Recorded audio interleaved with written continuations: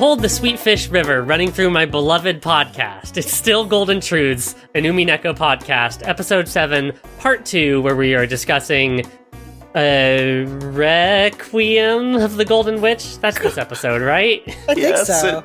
Well done. And I'm still Jennifer Booher. Joining me is still Annabelle Barsky, Caelum O'Leary Codere, Isabelle Valant, and Matthew Winter, who will be joining us shortly. Whenever he crawls out of his logic prison. Yeah, whenever he solves the closed room we've trapped him in, he'll be allowed to join the podcast.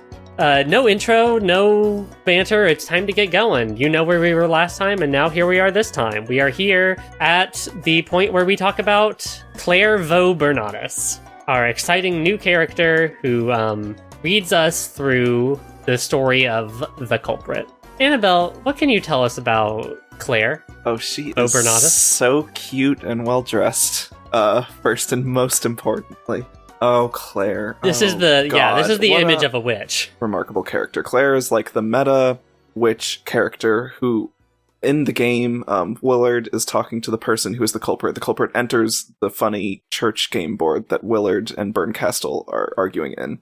And the culprit appears as Claire. And this is not literally the culprit, but rather Willard says, "Oh, I've granted you this form, or I've allowed you to take in this form, or you can hold this form," while we are discussing the story, while you are telling the story of why you are the culprit and what happened. This is the form you can have. So at first, it's like, oh, maybe this is just like some special witch who represents the culprit, but we find out that it is basically an OC, sort of. There will be discussion on what the culprit's internal world is like later. I know. There's a lot to be. This is the entire rest There's a lot of to this be said episode. for that. Don't worry. There's a lot of nuanced and amazing discussion around that, but like just very blandly, simply put, it is a version of the culprit who was invented in the culprit's internal world, who never really existed on the outside, but in the culprit's mind's eye, Claire is the culprit, appearing as a beautiful green-haired, like kind of classic, sweet Lolita witch. She shares dead-eyed, quote-unquote, doll Beatrice's expressions in terms of sprites.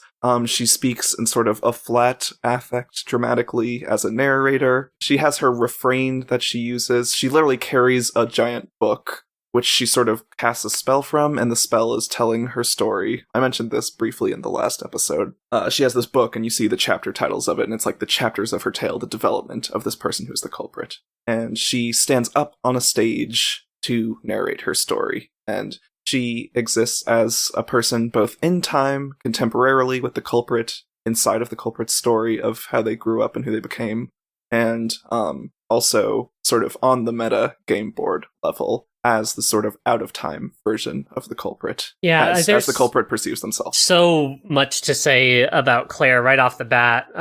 Two things I want to hit on are... well, the first thing I want to talk about is, you said earlier that she has this very flat and, like, dead affect where she, like, she kind of shares that with the unalive Beatrice of episode 5, but she only has that up until she gets to the point in her own story where she becomes Beatrice for the first time, which is what the this white form is the first form that Beatrice takes after she names herself Beatrice and ascends to witchhood, quote unquote. And I think that's interesting, just how it reinforces this idea of like her being a stand-in, the Claire as her own person truly is not her own person. Her profile here that I have is that she was created by Bernkastel to be a reader, of course, with being a particular position you can have in regards to like the storytelling meta of Umineko. Angie was the reader of episode 6,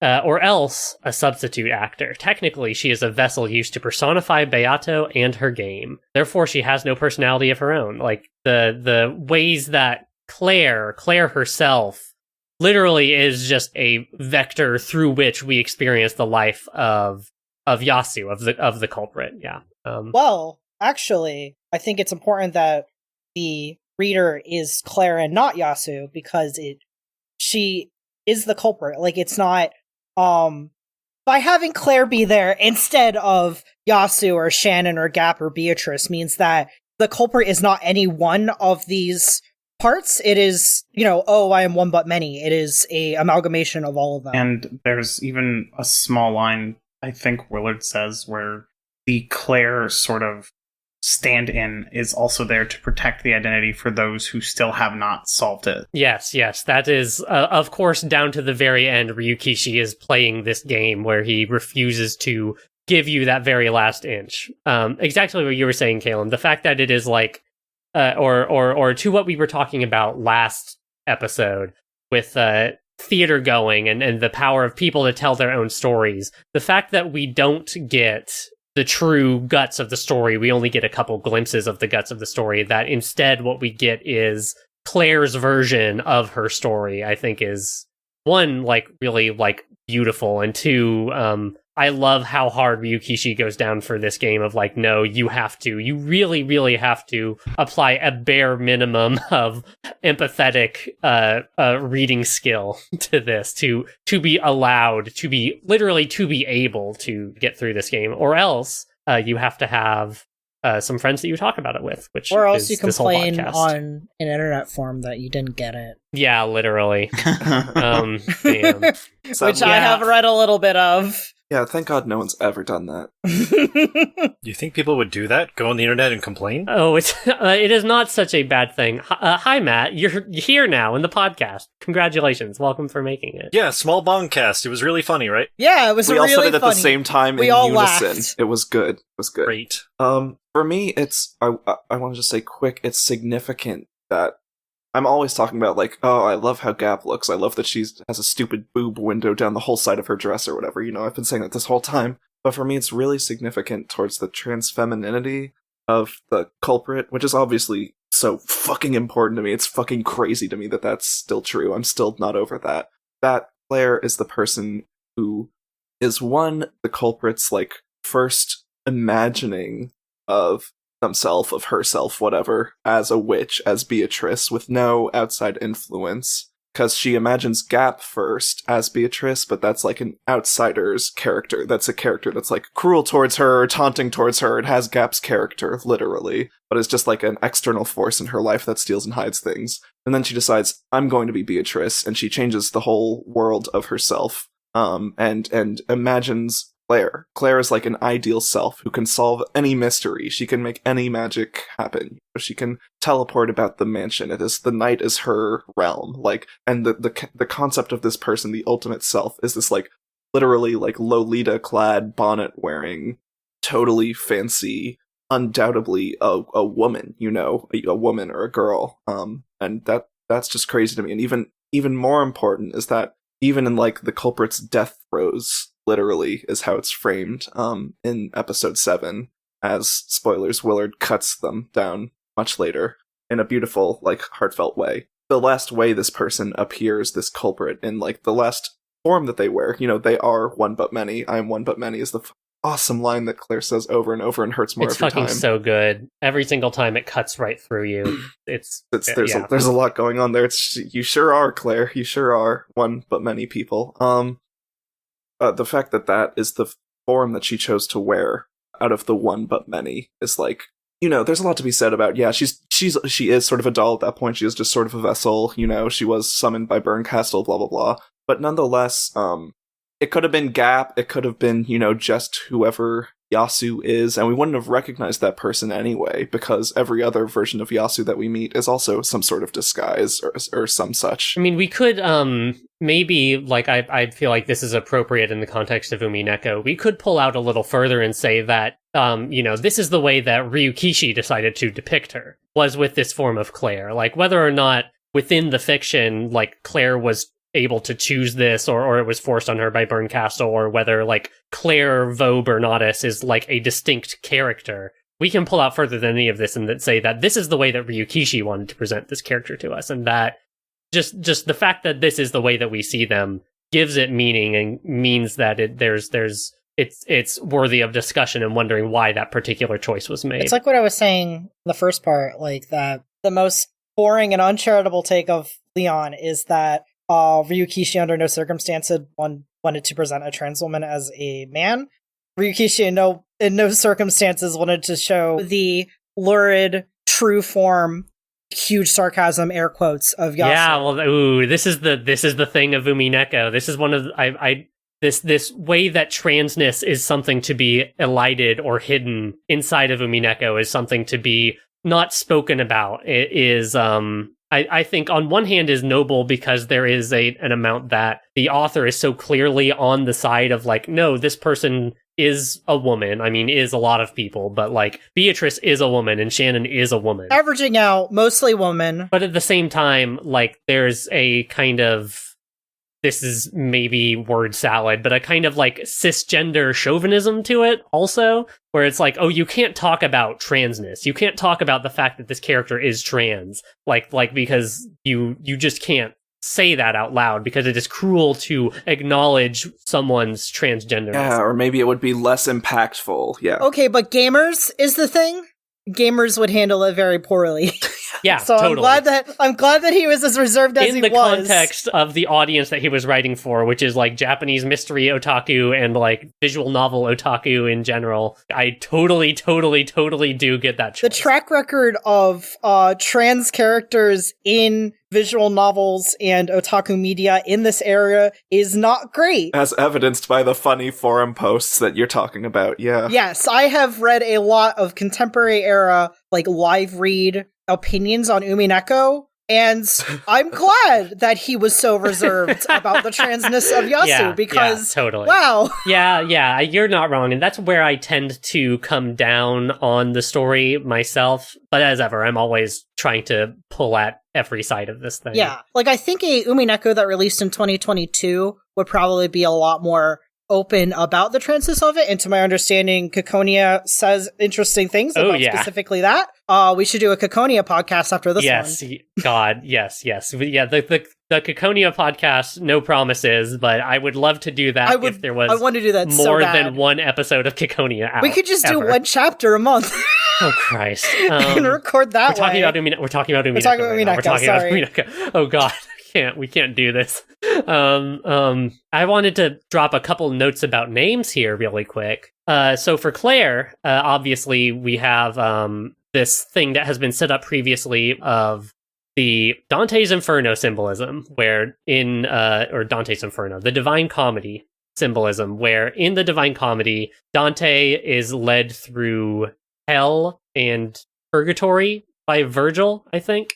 Who is, analogous to Virgilia, who teaches Battler how to, come at Beatrice's world. Then Beatrice, in the Divine Comedy, Beatrice takes Dante into heaven and kind of walks him through most of heaven, which is, of course, main character of Umineko's name is Beatrice. But after that, there is a third guide who is, Saint Bernard of Clare, I think, maybe, or maybe just Saint Bernard. I think it's Saint Bernard. There's a dog, and this guide takes Dante straight to takes him as close as he gets to God. So there's this idea that you've stopped thinking about theology and things around God, and now we are actually talking literally about God, which of course is fitting because here we are talking about the god of this story, right? Literally the one writing it. The true master of the story. Mm-hmm. So that's just kind of a fun little narrative trick, and I like the things that points to. Secondly, Yasu. Yay. Yasu is the name that we are given that the culprit's co-workers call Yasu. It comes from their last name, Yasuda, and we learn eventually that Yasu hates this name. That's kind of why... Yeah, I don't love using the name Yasu because she's very open that she can't stand that name. Nickname. She hates that name, but and she hates her... She doesn't get very good alternatives, Claire, so... we could call her Claire. Usually I end up calling her... When I'm talking about her in casual conversation, I call her Sayo. The real name of Shannon. I mean, she's like, hey, my name's Yasuda, don't call me Yasu. And it's like, well, okay, yeah, maybe we should just... let me put it this way. As someone who had a dead name, I guess, still dead. You have your dead name, which I miss with some fondness, and then you have the shitty shortened nickname of your dead name, which makes you want to do horrible, unspeakable things to the world. I know about that. So I don't feel great about Yasu or Yasuda. It's still, the dead name is still dead, even if it's not one that she hated with her whole ass. Well, you know, I appreciate you explaining that. Thank you. Yeah, it's a fun little trick. you call this character whatever you want to. So long as we're on the same page here. I think what we all know, there's no, here's the thing, is there's no other fucking character we could be talking about at this point. We could call this character whatever we want. There's 20 different names for them.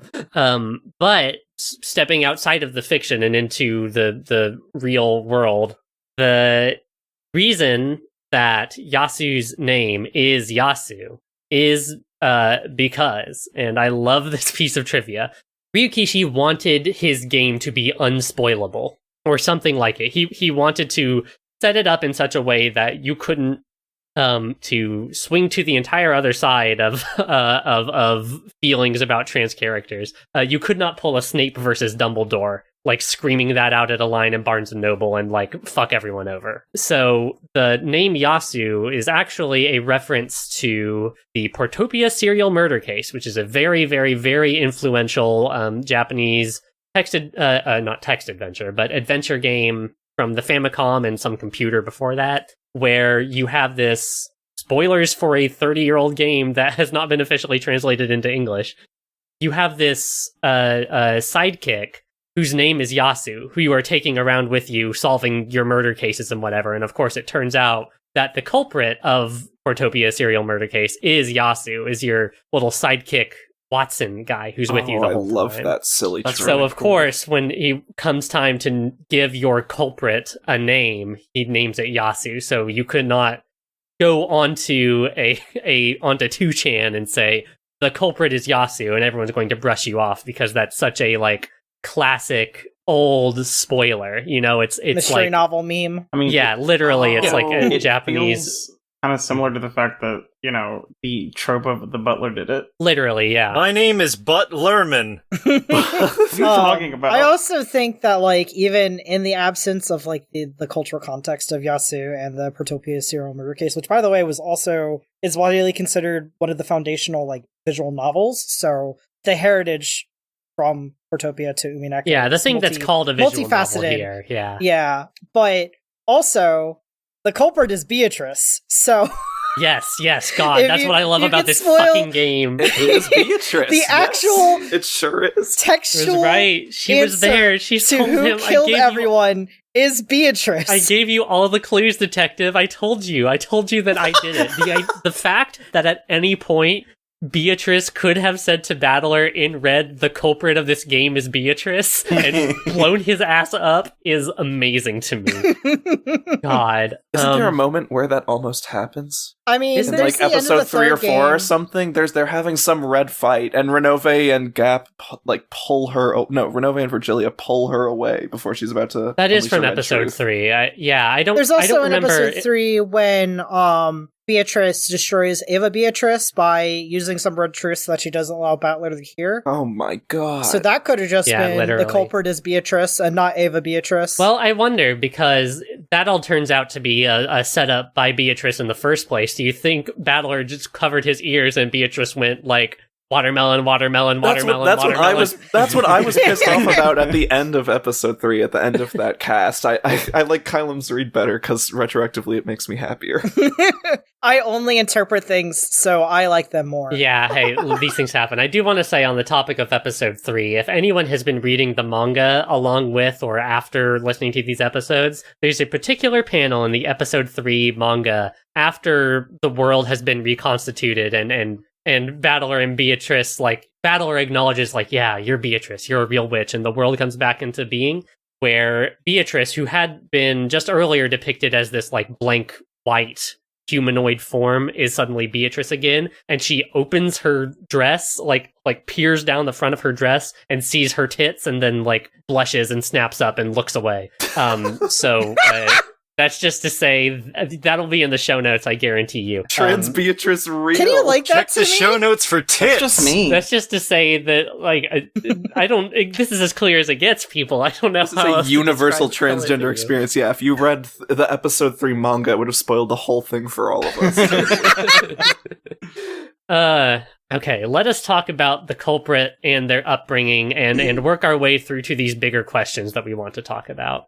The child from 19 years ago has this horrible accident. and is taken into Fukuin and raised as a servant. Their age is lowered by 3.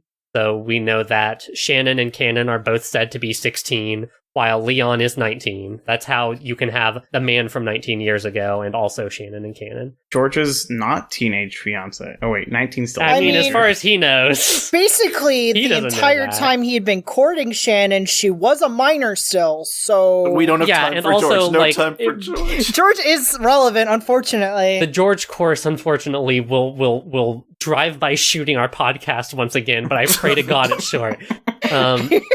Yasu is raised as a servant. She is given the family name Yasuda. I think that we can assume that Sayo, the name that Shannon gives to George, is in fact Yasuda's personal given name. That's my read on that whole situation, is that this character's name is Sayo Yasuda. I wonder where Yoshida comes from. I then. think that comes clean off the dome seconds after Jessica asked that question. Oh fuck! Did I remember to give Canon a name? Yes, the classics. I mean, guarantee you. consider how... Shit, where's Maria? I need a name. consider how long it took her to come up with a name for Gop, so... It was the funniest part. It was not the funniest part of this episode, but it was the funniest thing ever, which is when Beatrice is like, okay, I'm making Beatrice. She's going to be amazing. She'll wear all white. She's going to be the best. And Gap's like, cool. What's my name going to be? She literally says, "Don't leave me waiting too long without a name," and then it is And it was upwards years. of 8 years. Yeah. Oh god. What a Gop. I mean, part of this episode is Boo. just going to be me, is me asking you to call back to earlier moments in earlier episodes. Think about in episode 2, one of the ones that is actually confirmed to be a message bottle, straight out of the culprit's fingers, where Jessica asks Cannon. Jessica first says to Cannon, Cannon, it would be so good if you could, have another self inside of yourself that, allowed you to be the self you really wanted to be. That's what I do when I go to school. That's how I can be Jessie and Jessica. You should give that a shot, Cannon. Also, Cannon, what's your real name? And the emotional bomb that Jessica is throwing into Sayo's face at that moment is so Cannon's some potent. fucking bullets. And then to be asked, okay, Furniture and ducks! okay, this furniture, this dysphoria self you've given yourself dominion over, did you remember to give them a name? And the answer was, I think, fuck no, I did not think to give Cannon a name. I got 20 people running around up here. You gotta give me a break. Listen, it's very hard to keep track of all I these know. people. I'm having a therapy session with myself in my head, and it's not going well. We learn that Sayo Yasu has all of these coworkers who happen to look suspiciously like the stakes that we meet later, whose names are Lunon and Lenon and Sanon, like Lucifer, Yes, Leviathan, my and Satan. favorite fucking thing. I cannot believe that Lunon was short for Lucifer now the entire goddamn time. I really like the idea of you choosing the coworker that you hated the most and going, "You're Lucifer." I love the idea of, well, I need to have minions. Well, obviously it's going to be my evil coworkers that I hate, and also I'm putting frills on every single one of their crotches. I will give them an outfit so revealing. Beatrice, God bless you. There is This is the definitely- power of a 19-year-old. There's definitely something going on converting your mental image of your coworkers that you hate into 7 subservient, very sexy stakes. Literally. Who kill for you. It's literally we don't have time for that. The novel doesn't even have space in it to think about the implications of that. It's just too much. Given Good everything for that's her, going I on. say. When you're young and creative, why not? Not that creative. They're almost identical. I think it is a good handling of being a visual novel where you can simply plop the sprite down and it says everything you need to know. Totally. It's the power of that kind of visual medium where you just get to have that be true and you don't need to be you just need to wait a show minute." Lunon and she looks like you, Lucifer, and you say literally nothing else. Literally. The reader gets it. Oh, Something so that I want to good. draw attention to is that the only male member of Fukuin House is Canon. Teehee. Fucked up. Wait, what? Come Yeah, again? the only male member of Fukuin House is Oh, Canon. the only male member. Yeah, I guess so, huh? I guess I Yeah. didn't even think about that. We literally do not see another male servant from Fukuin House Yep, that whole time. There isn't one. Hold on. Huh. Is Fukuin ever explained? Beyond, I know they say It's an orphanage that they- Kinzo is bankrolling. It's literally a Christian orphanage, and it's like but this was one of the early things I was hung up on. Is like, who is running this and for what purpose and why, and like, why does it have this special connection?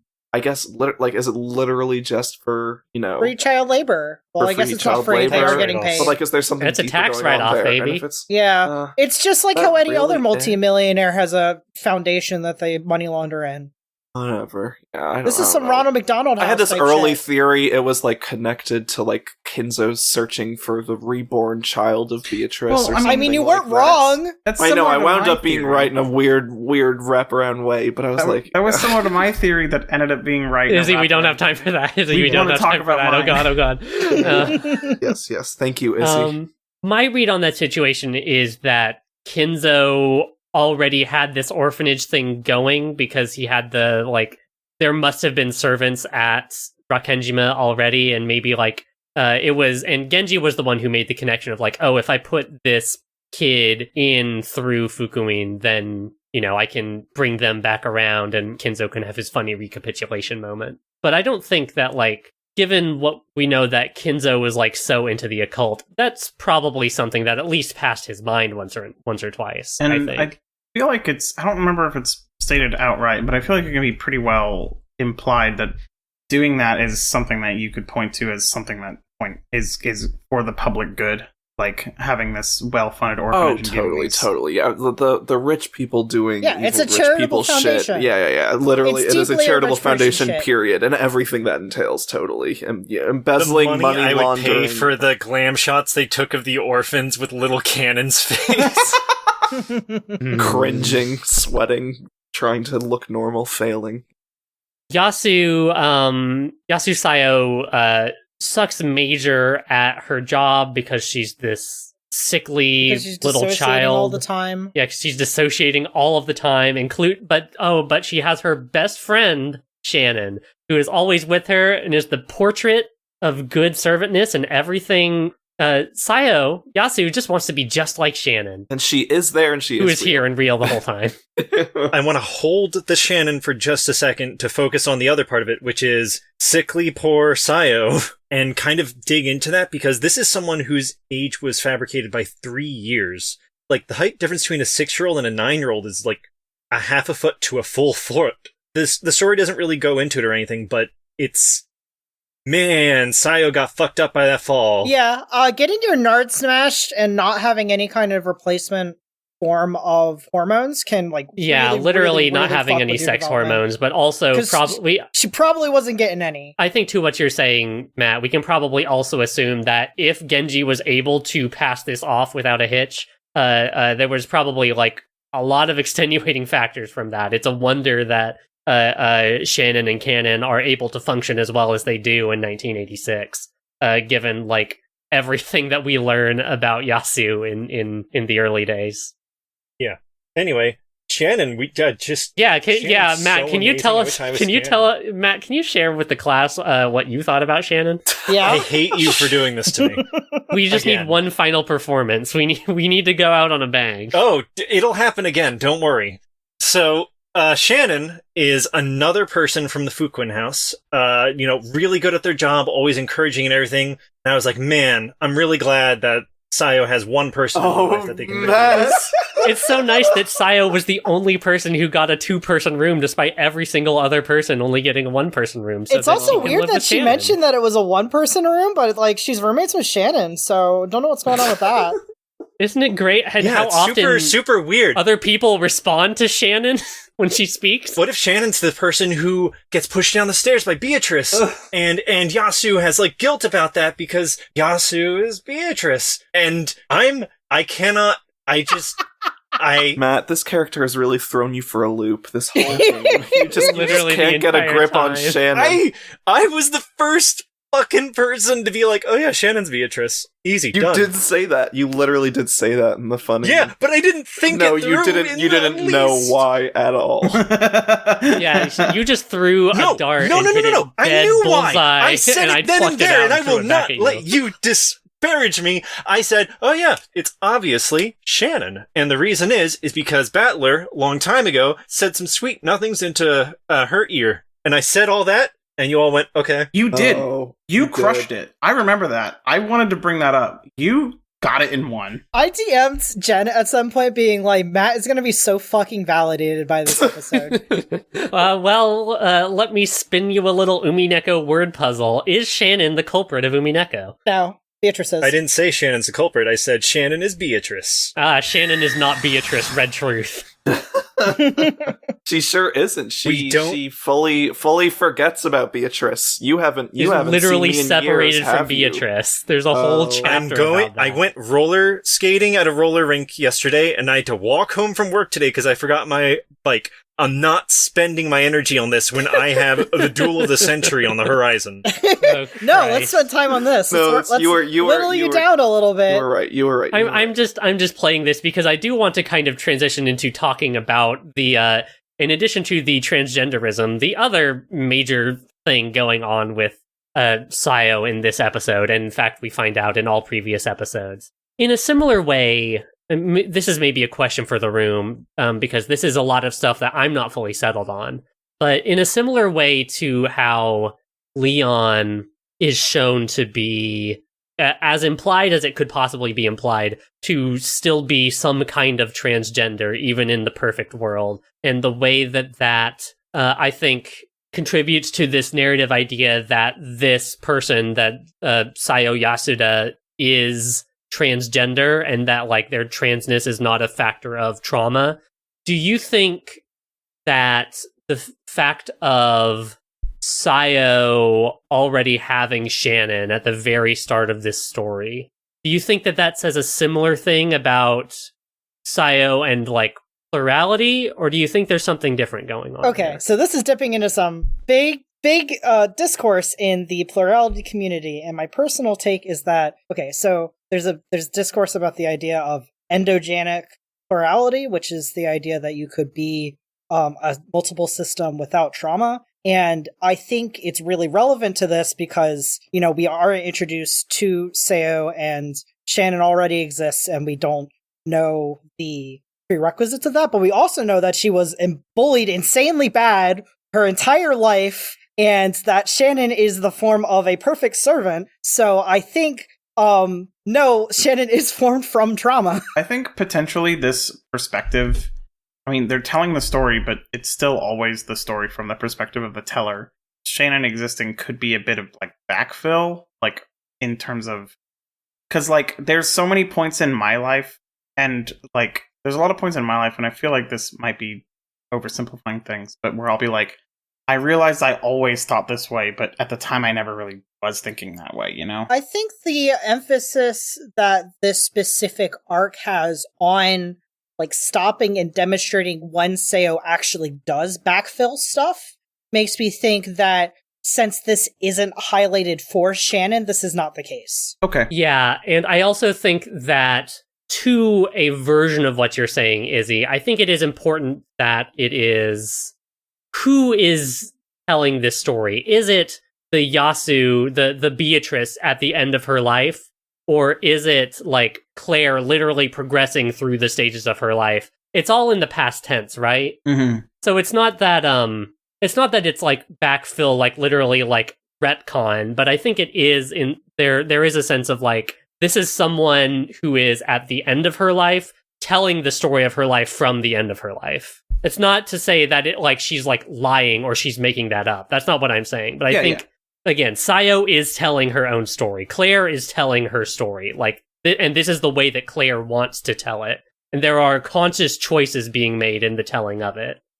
That said, I do totally believe that at this point in time, Sayo had Shannon with her, and Shannon was like this person that she looked to for inspiration and was like someone that she believed she could one day become or be like when she was a child. Okay. Does everyone think that's like a fair read? I agree. It's like, because like the primary like sources of the conflict in Sayo's life is that she is like a servant, probably not necessarily of her own will, given that she is like 9 years old, and is really bad at being a servant and is constantly like demeaned and tormented over it. So suddenly this person comes into her life who is everything she could ever want to be and who does everything that she struggles with perfectly. And so as someone that she looks up to, like I truly think Shannon had existed in this point in her life, and this isn't like something that gets added to like embellish. Yeah, totally. Yeah, it's not an embellishment in the way that like Beatrice rewrites the world so that she was always Beatrice. No, the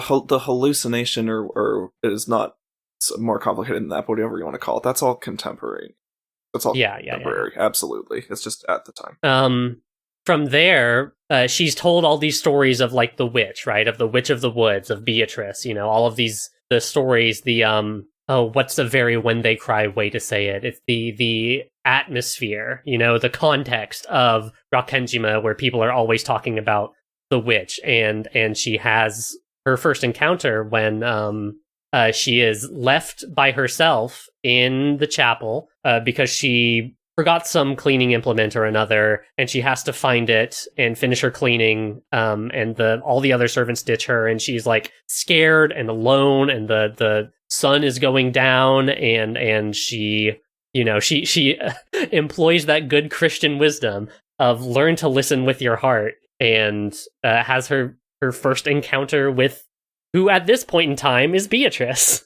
It's interesting to get to see the creation of this, right? The ways in which Sayo like read the layering as it is occurring, like, oh, I have this experience at Fukuin, and I've heard these stories, and like I'm having this emotional experience, and all of that is coming together to give rise to this experience of meeting Beatrice. I think this whole back half of the story is great. I think everything about Sayo telling her own story is great. I think Umineko is good. But, I also this think episode is Umineko fantastic. I think it's probably my favorite. It's really good. It's really up there for me. There are particular moments in other episodes I might like a little more, but episode 7, bare minimum, I think is at least my second favorite. This episode doesn't even have the cardinal sin of almost no Maria. Like, Maria's in it. There's more Maria in this than in like there's more Maria than George. A few episodes. There's more Maria than George. It's better that way. The only ratio that matters. When Yasu is in the church and Gop is messing with them, I thought it was a really cute scene because it was clearly like somebody trying to, I guess, rationalize, at least in my opinion, like why they can never find a broom, and that's super ADHD mood. Like, I was reading that, and this is again relating to you can project whatever you want. I was like, ADHD, hardcore, I know this. I think Yasu this is the funny disease. Little trauma you can see your trauma on. That's right, your trauma. Delving way into my own personal experiences, like fucking Gop being a person who enters Yasu's life, who she, in some respects, intentionally conjures, right? Like that she, forces her vision to be out of her body, so she is seeing the scene outside herself, and only then does she see the person that becomes Gop. That she, intentioned conjures this person who is antagonistic to her and is a being of great power, someone who could, take revenge on all the people that have hurt her, but simply chooses not to because Yasu does not want her to.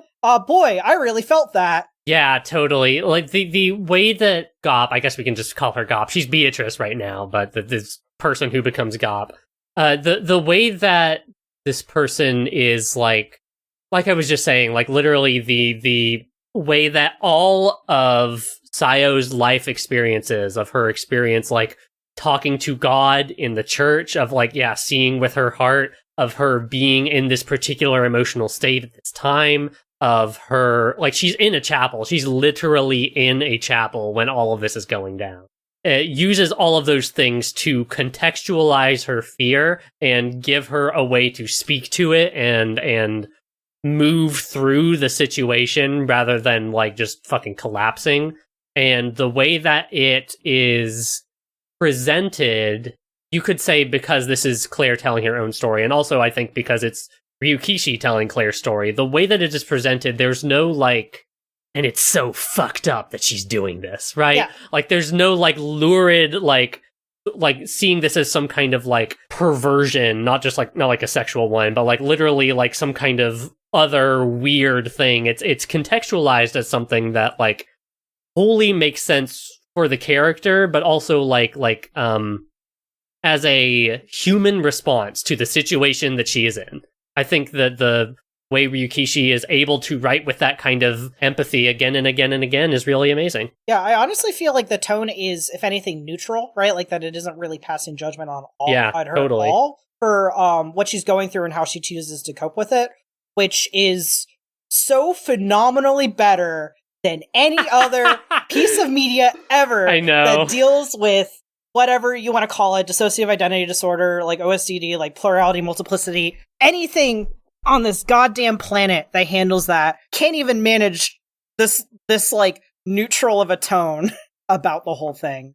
I would say broadly that Umineko has the most empathetic, nuanced, and realistic portrayal of plurality in a person, both the causes, like the responses, the whole process of being a multiple system, to the point that I am speculating on Ryukishi's like psyche. I am how much of this is just kind of being very empathetic to people, or how much is this is things that you have personal experience in, buddy? I think that's kind of the one. Like, I think that authors write stories, and those stories are not necessarily like reflective of their lives. Also, I think that this is a kind of reader response that is invited by writing this kind of story, of writing a story that is so about like metafiction and about authorial intention and about a relationship existing between an author and a reader when a reader engages with a text. I mean, I cannot say that I, in my own ways, am not exactly right there. It's also not just Yasu, too. Like, it honestly, aspects of this have existed since episode 1, with Maria both having her fucked up and evil witch self, but also talking about good mama and bad mama, right? But in episode 4, like, you know, Angie is just like step by step going through the process of gaining alters, right? Like that she sits down and intentionally visualizes these people, and then after a while she doesn't have to, they just exist for her, and that they act independent of her, and they are important parts of her, even though like the story shows they are something that she conjured. Like, it is so deeply interwoven with the interplay of magic and like fantasy and mystery, right? Is like this nuanced understanding of plurality. God, I hope I'm making sense. Yeah, there's something about, specifically in the case of Angie, there's that moment of rupture in her when she's being bullied in class, where she's like telling the stakes, okay, kill them, and you know, they have that whole argument. She couldn't do it, so they can't do it. Yeah, and she like rejects them and says, you're not real, and then later, of course, when she's on her Rakenjima vision quest, she ends up resummoning them, and then they can do it. Mm-hmm. They kiss. Yeah, right, because she was ready to kill, and also she had a gun, which she did not have in high school. Yeah, that would help. But like I mean, Angie continues to be, I think, a sort of, maybe beacon isn't the right way, but I think Angie in some ways might be the ultimate reader insert, in that she is supposed to be in the position of, oh, I need to solve this mystery, I need to know what's going on, in a way that Battler never was, because for her it's the past. For her it is, these murders have happened, and I've had a whole life outside of that, and I'm coming to these murders like as if they are a separate thing, where Battler is more like trapped inside of the murders. And so Angie's specific journey, to speak only about Angie right now, her journey from like, oh, I'm summoning all of these stakes, and like they're my friends, and they're here with me, and they're real, to you can't actually kill anything, you never existed in the first place, die, you know, terrible little pieces of fiction, to then I am resummoning these stakes back into my life, and now I understand the ways in which, even if that she is able to find a reality, I guess, inside of that, or she's able to understand what the stakes can be for her and what they are for her, rather than having a viewpoint on them that is naive in the way that Maria's viewpoint on the world is naive, where magic is actually real and she's actually a witch's apprentice and I'm killing these people over and over again in my mind and all of that stuff. That she moves from that kind of naive understanding of the world to a more fully formed understanding that still brings her back to where she was, but with confidence and knowledge and the ability to, hopefully, the ability to resist, the what I guess I will somewhat childishly call like the bullies in her life, So Angie starts going through this in episode 4 because she is reading Maria's text, right? And, the first, I guess I would describe the thought forms in this case. The first thought form that she experiences is Maria, someone that she has gleaned from reading this text so closely, and is someone who she can confide in when being bullied insanely badly. But she takes Maria's experiences with Sakutaro very seriously and attempts to, emulate that with the stakes. And then has, I guess, the illusion shattered when she realizes that the stakes cannot kill her bullies. And, that is honestly a reflection of things that happen in plural communities, especially when people who may not be plural or are questioning are first approaching them, that there's something that I could really truly only describe as a kayfabe, that there is this unspoken understanding that there is an interplay, there is a nuance in the stated experiences of these people and also how it actually is happening. It's not unlike fantasy and mystery. Literally. It is so, I am having trouble describing how much plurality is intertwined with the themes of this novel. It has been a fullness that I have struggled to voice since I joined this podcast, essentially. But, it's really important here, so I'm talking about it. It's that, on some level you understand that what you're going through is a coping mechanism, that it is something born of trauma, born of terrible experiences that you could not bear to even remember, so you have someone else handle it. But also that at the same time, the people inside you are real, and that these truths that seem to be contradictory aren't. That they are things that coexist despite appearing to be at odds. That is so fundamental to Umineko itself, and it is also really fundamental to healthy multiplicity and how to interact with people who are plural without fully understanding what it means, right? And so when Angie returns to the stakes, she's grown, she has a fuller understanding of both what Maria has gone through and also her own experiences, that she meshes with the stakes better, right? Exactly what you were talking about. And I think while in episode 4, we are introduced to these concepts as contrasts, where it's Maria and Sakutaro who are perfectly understanding this layered kayfabe of that Sakutaro is real, but he's also not. That in episode 7 with Seo and Shannon and Cannon and Gop and Beatrice, that this is the perfect synthesis of these two concepts that are introduced in episode 4 and have existed for every episode beside that. It is truly Umineko telling you how to read it. Umineko's pretty good, I think, generally speaking. It's prepping you. It's no Deadly Premonition, but it's pretty good. Honestly, I really need to stop giving you things to talk about. I could go into Deadly Premonition if you really want me to. We're not talking about No, because I can't. Talking about Umineko. No, because it's a good contrast, because Deadly Premonition is good on accident, and Umineko is good on purpose, covering the exact same topics. Because there is a big interplay in Deadly Premonition between fantasy and reality, because there's this big grand fantasy world that York and Zach delve into, the Red Tree, the goddess of the woods, that these people who are dying are ascending into a better place. That this is a huge element to it, but it is also something that you are ripped away from, especially towards the ending when you get a full understanding of York and Zach's past. That it is a veneer for a truth so dark that he couldn't fully understand it, and that the game itself is coming to terms with his past and stepping forward into the future. I haven't played Deadly Premonition 2. I heard it's bad. Me too. I have also heard this. But Deadly Premonition is a great comparison point to Umineko, because it's covering the same topics, but it does it way worse. Because it truly feels like Swery made this game good on accident, especially given his track record on his other games. I have played D4, I've played The Missing. I think The Missing is also good on accident. It feels like that this author director does not fully understand the topics that he's covering, nor is he truly approaching them with the level of empathy that Yuri Okishi is. So I do think that they are interesting as comparison texts. They're basically the same game. They're basically the same game, yeah. Okay. God, what the fuck are we talking about? We are talking about plurality. Yasu.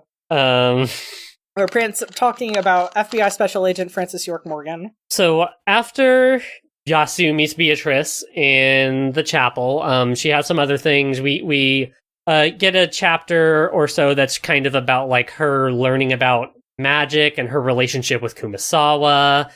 She learns ADHD coping mechanisms. We get some more ADHD coping mechanisms for sure.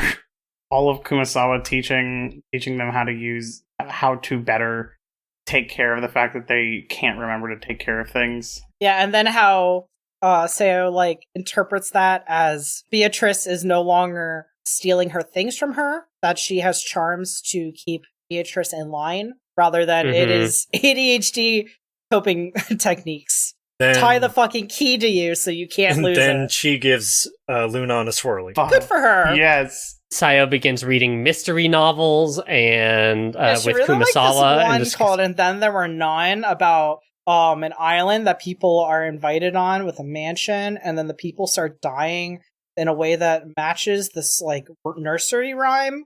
And she's like, "Wow!" And people throw message bottles at the end of it. Yeah. It's so fucked up. That's totally cool. Wouldn't it be weird if that happened in real life? That'd be fucked up or what?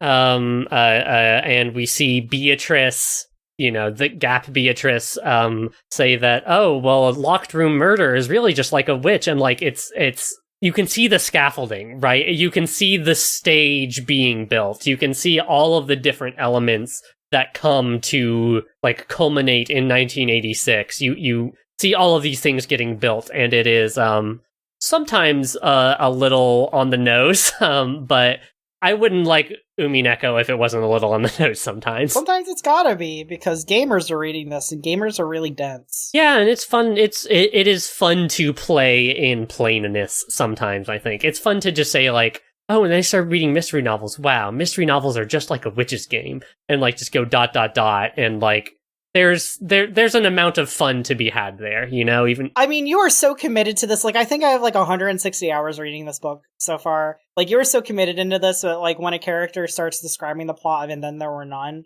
and then this character later reenacts the plot of And Then There Were None, honestly, you're so committed to it that it's really funny. Mm-hmm. Like, if you did this in episode 1, it would be corny, but in this one, it rules. So more stuff happens. Yasu has this experience where she is trying to prank where some new servants are being unruly, and Beatrice takes over Yasu's body and commands her to fucking, to quote unquote use magic to, pull some kind of, essentially, not to rip the guts out of this, but to pull some sleight of hand and trick people into thinking that, a witch did something, that something strange and magical happened. And of course, this is the last straw for Sayo, who that night tells Shannon in their shared bedroom that she's going to become a witch. And she loved pranking that other servant so hard. She loved not fronting so bad that she decided now. She never wanted to front again. I'm evil now. And this is like, to me, is the centerpiece of this entire episode. This scene is like everything about episode 7 culminates in this scene, and then there's some other stuff that happens after it, but this is it. This is really it. Yeah, she really just goes, I'm going to be spooky at night, and then Jessica's like, one night something spooky happened. And it's great. It's so great. Particularly what stands out to me about this scene is Sayo, says, goodbye, Shannon, I'm going to leave now, and stops time and ascends to a higher plane of reality than Shannon. And, like, she can still, the way that Sayo tells it, she can still see, like, Shannon there on the bed while she's, like, up in the sky and doing, magic in the plane of magic. But even through that, when she's talking about rewriting the world, where she talks about, like, being, I am a witch, and I'm going to become a witch now, and I'm going to change the way that things have been. even inside of that telling of that story that she's telling to herself, there are still moments that break through that, I think, a little bit. Particularly, there's the moment where she talks about mirrors, where she says, what's the exact thing, right? Insanely dysphoric voice. I'm going to make my weakness mirrors, so I never look into them. Because I hate it when I look into mirrors for some reason. Yeah, she's talking to... So Beatrice is talking to the nameless Beatrice. Beatrice is talking to Gap here, and she says, if I look at a mirror, it feels as though my magical power is being sucked out, so I try to avoid it. It sounds quite entertaining. Like, this is like a rule she's inventing for herself for her witchness. And then there's an aside that it goes from being character voice to narrator voice, where she says, if I really think about it, I'll be bad with mirrors whether I make that rule or not. No matter who I want or strive to be, the only face that will ever show in a mirror is the heartlessly pathetic face and realistic face of Yasu. Mirrors, which will always force me to face my shabby reality, are something I always want to avoid. That's right, I hate mirrors. I don't want to see my pitiful self. Gotta say, I really love that you never see Yasu in this novel, especially with this context in mind. I don't like that they put Yasu in the manga. Don't do that. Literally, so we will get into manga discourse within the next couple episodes. You want us to read the manga to get ready? No. You will read some of the manga. You're not. Look, we're not doing. We'll have our production meeting later. I didn't agree to this. But I didn't read the voice acted version of this novel because of circumstances. But it's my understanding that Yasu doesn't have a voice at all, and is only voiced when she begins going by Beatrice. I thought, like, not Claire, but when she stops being Yasu and starts being Beatrice, she does start talking. Yeah. And then, but she keeps that voice for the rest of the episode. Right. Even when she isn't Beatrice. Does the voice acting, does that shift from when she's Claire Beatrice versus when she becomes like blonde schoolgirl Beatrice? She like through has all of that. Completely different intonation. Really? She is playing a different character when she is becoming Beatrice. I gotta go back to this episode. Shifts from that character to sounding like Beatrice. It's great. It is straight up like voice actor of the century. Yeah. Holy shit. Sayaka Ohara, like fucking carrying. She is so good. Is the breakout star of this fucking story. The reason that particular moment that I just described sticks out to me is because it is the closest inside of Claire's story that we get to seeing guts. The guts of the story, you know, the quote unquote horrible reality that the shabby reality that the magic is dressing up. It feels important to note for me, for better or worse. I don't know. I have a lot of feelings about this, but it feels important to me that we reckon with this idea that for Umineko, inside of Umineko, there is a material reality that is something that you are either in tune with or out of tune with. And if you are out of tune with it, you are dressing it up and using magic to get through it, or else, you know, having some horrible fucking time trying to either bring yourself into alignment with that reality or cope with that reality.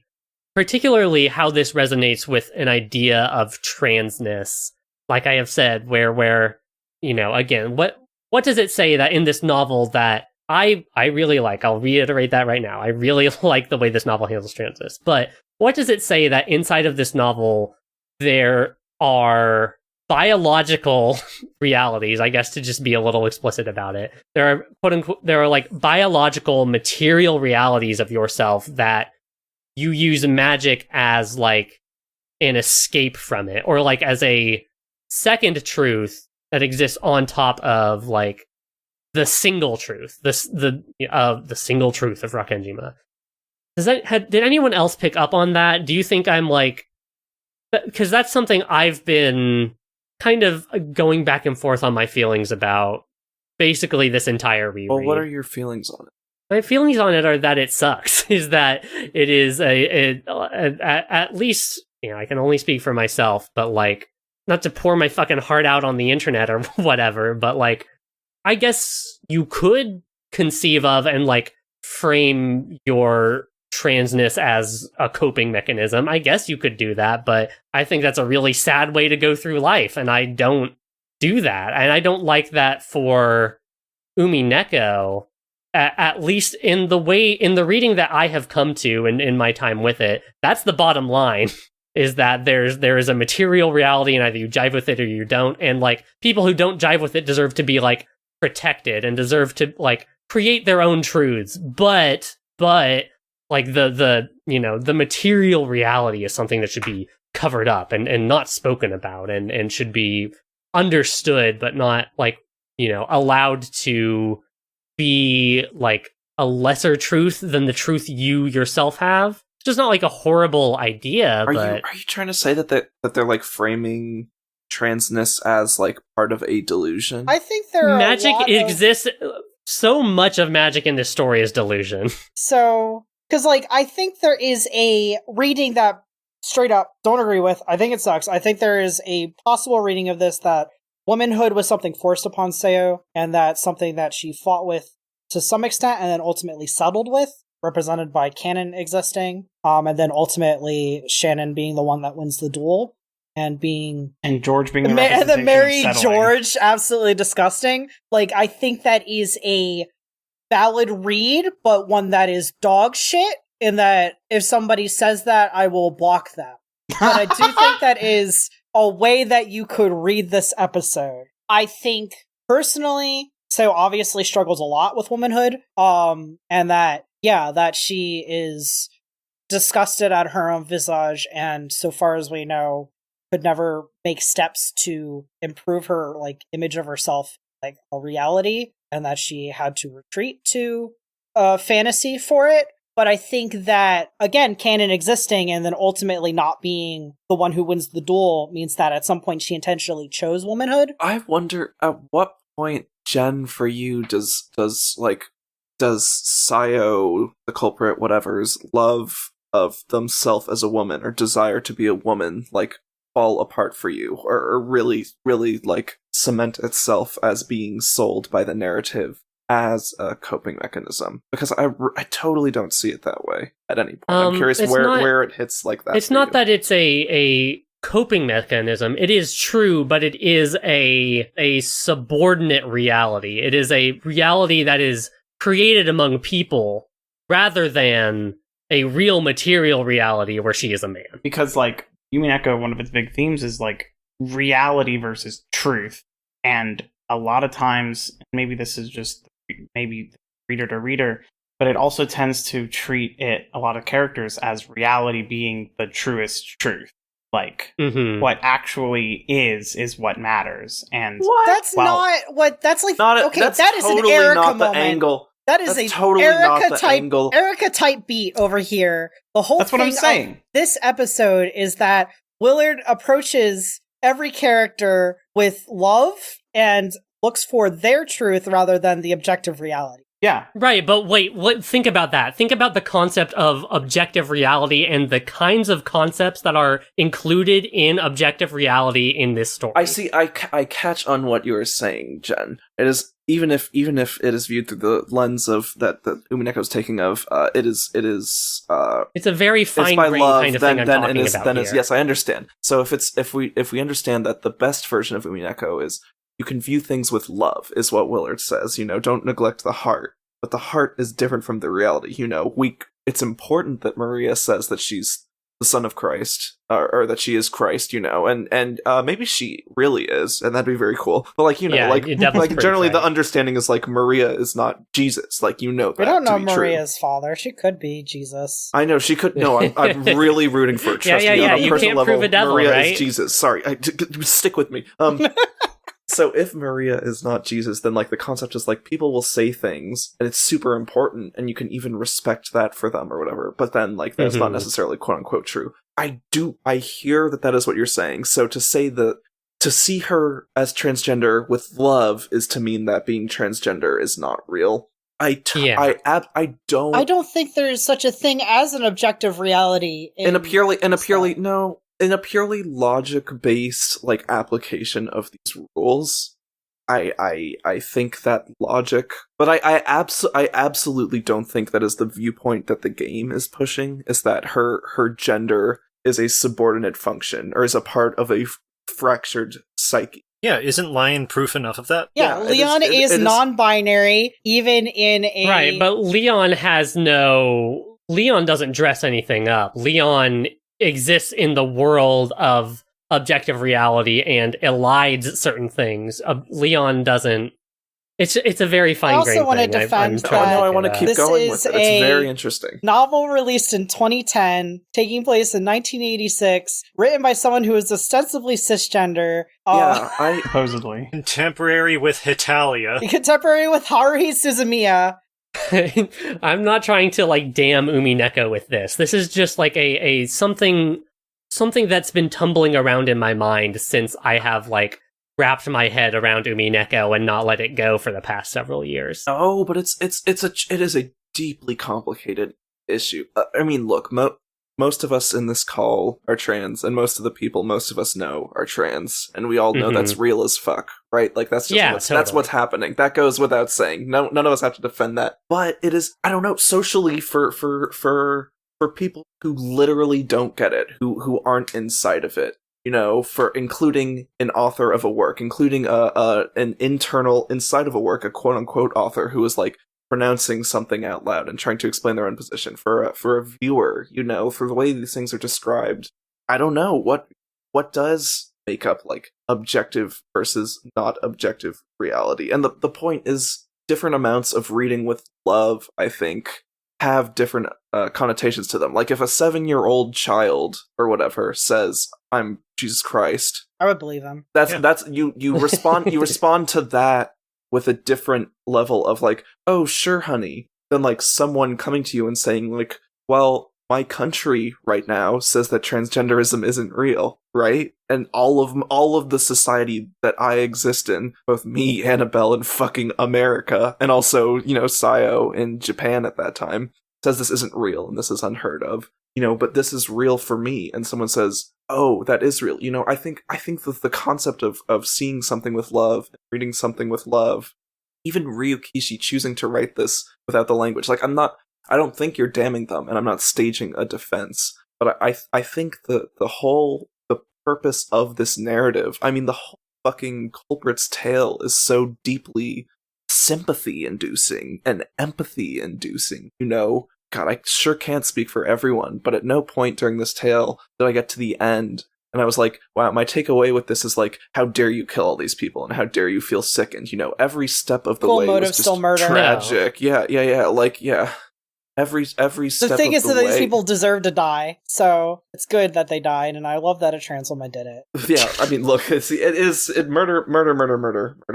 Murder is murder, period. But I'm just saying, the whole time, the reading on this character is exclusive with love, with them wanting their situation to get better. And the whole way that they present their own story is not that this is a coping mechanism or a delusion of themselves, but again, this is the self that they just, apropos of nothing, just because they have to choose for themselves, because of maybe plurality, because of gender feelings and different things. And from no angle, logically, I think, does this story sell it on purpose or accidentally as something akin to a delusion of being Jesus. I want to put it this way. We are all, except for Matt, transgender. Hi. And we are all, including Matt, very online. And I'm sure this is true for me, and I'm sure it's true for many of you other people. There were reports in our life where we were able to express our gender and the fullness of our identities online in a way that we could never do in our offline material reality. Correct. Right? And and I wouldn't consider being online and being more transgender online than I am offline to be a delusion or a coping mechanism. Just replace online with magic. And that's Umineko. I think the same goes for how they sell love as the form of magic, even outside of how it is then used. The concept of without love it cannot be seen, how that is applied. The statement itself that love is the element of magic. How do you pin down something as nebulous as love? Is it a delusion? Is Sayo delusional for loving this battler person? Is Shannon delusional for loving George, etc. I know, but it's not about the like what happened there, but like is that feeling of love in any of these moments, is that a delusion too, just because that's at the center of magic? And the answer this whole series gives is no. And I think that applies to the transgenderism as well. It's just a little obfuscated because Ukishi is a fucking egg and was not prepared to defend the shit that she was slinging, which is some epic next level shit. And she just didn't have the language to back it up. She's working through it. Very last thing I'll literally say, posting through it. literally posting through it. Good for her. You know, that's how we all worked through it in our egg phases, I think, mostly. Oh, so God. Good for her. I was saying this about something else. I think the writing and the handling of like the absolute tapestry of narrative threads and logical devices that are employed in the series in episode 7 falls a little flat for me. I said this. It was about the stupid. It was about Kinzo, which we can't get into that again. We already did that. But like, I think the handling of these things with that much nuance falls apart a little. But I think the message still comes through correctly, which is what I said back then too. I want to talk about Swery again. Oh my gosh. Okay. Can we save it for a bonus episode? No, hold on. Oh, Christ. Okay, but it's like the idea of like handling these really big ideas that you don't have a full understanding of, but you're like, obviously you have a level of empathy and care for these subjects that even though, boy, sometimes they don't stick the landing, like you can see that, you know, there was heart there, like that it was approached with love. Yeah, that is called Kikonia no Naku Koroni. I want to read Kikonia! Where's Kikonia Truths? Kikonia podcast for... Oh, you don't? we'll have to come up with some different horrible pun that I can spring on all of you in the final episode or something. Thanks, Jen. God, okay, so there's Do you want to... still so much to say about Yasu. Yeah. Do you want to talk about something else? Should we do the funny wrestling match? Yeah, let me take us there, and then I will leave you two to in the ring, I guess. Everyone else is more than welcome to jump in, of course. It's just me and Caelum have been arguing off podcast. We have been arguing about this for like a month at this point. I still have no idea what this fight's going to be about. Literally. I know, okay, so shut up. Everyone shut up. I have to... Okay, let me take us there. So after Sayo becomes Beatrice and goes into her own world and rewrites the world so that Shannon is always by herself and et cetera, et cetera, et cetera, we get a small time skip where Beatrice visits Shannon in a dream and says, okay, Shannon, I've had some time here and I'm ready to welcome you, Shannon, into the world of witches where you never want for anything and you're always happy and you can do whatever you want forever. And Shannon says, no, I have something in my world, in the world of humans, that you don't have in the world of witches. And of course, it turns out that the thing that Shannon has is a crush on Battler. Battler has been coming to the island for a while, obviously, and has gotten to know Shannon, who has been working as a servant for some time now. I guess, well, this must be 1980 that we're seeing this family conference. Yeah, that maps out time-wise. Yep. Shannon and Battler have this little thing going where they are reading mystery novels with each other and talking about their theories and who they think happened and what they think happened, and, you know, it is picture-perfect childhood romance. And Battler, in the heat of the moment, comes out and says it. Give me the quote. Shannon, if only I could leave this place. I'd like to read so much more, etc., etc., ... Battler, we won't need to worry about time running out anymore. Shannon, that's right. We could be together as long as we wanted. Battler, I know that day'll come. I know that day'll come someday. Yeah, I'm certain of it. When that day comes, I'll come for you, riding a white horse. I'm gonna kill this man. I'm gonna kill him. I'm gonna kill him right now. Kill me. I'm going to run him through this fucking cuts. Genji, the only person who knows Seo's heritage, and see her like get crushes on 3 of her nephews. Literally. That is... What can you say? 3... That is 13-year-old Battler doing 13-year-old stupid shit. Yeah, I mean, hey, look, do not let it be said that I think that he's, like, misleading her or whatever. I do think that I agree with Beatrice in the earlier parts of this novel where Battler needed to show up and own up, and he the fuck did not. He didn't even know what was going on. I did not remember what the fuck happened until and I don't blame him for that, and he wasn't 6. wrong for that, but it did also literally kill Beatrice and drive her to murder. So fuck him. I'm on Beatrice's side on this one. Obviously. We're all on Beatrice's side. Are we? Yes. Oh my god. We are all God. on Beatrice's side. You're right. You're so right, Matt. You know, Beatrice, that hysterical fucking woman, she just needed to calm down and think about things a little rationally. You're so fucking right. I've said all of 2 words, and already the blowback. But I'm standing... No, please, Okay, Madeline, Matt, please. Let it begin. Before we started recording the last episode, there was a bit where Caelum and I were talking about the first time we met. And I was like, oh yeah, wasn't that at New York Comic Con? And Caelum went, no, that was PAX. And then Caelum mentioned that I thought that I originally met them on the Ventrilo server, which they were never a part of, ever. Which is incredible. And then Izzy was like, oh yeah, I remember meeting you, Matt, in Team Fortress 2. And I was like, what? I thought, what? And you're like, yeah, I was a fan of your voice work. And I was like, all right. And these were huge, important events with people who mean the world to me now. And not for a second am I able to hold that in my head. The reality of these people are amazing and wonderful and great friends to me, that is true. But I lose the minute to minute so often. And this is all coming out in defense of Battler, as I'm going to project on him like you've never seen me do before.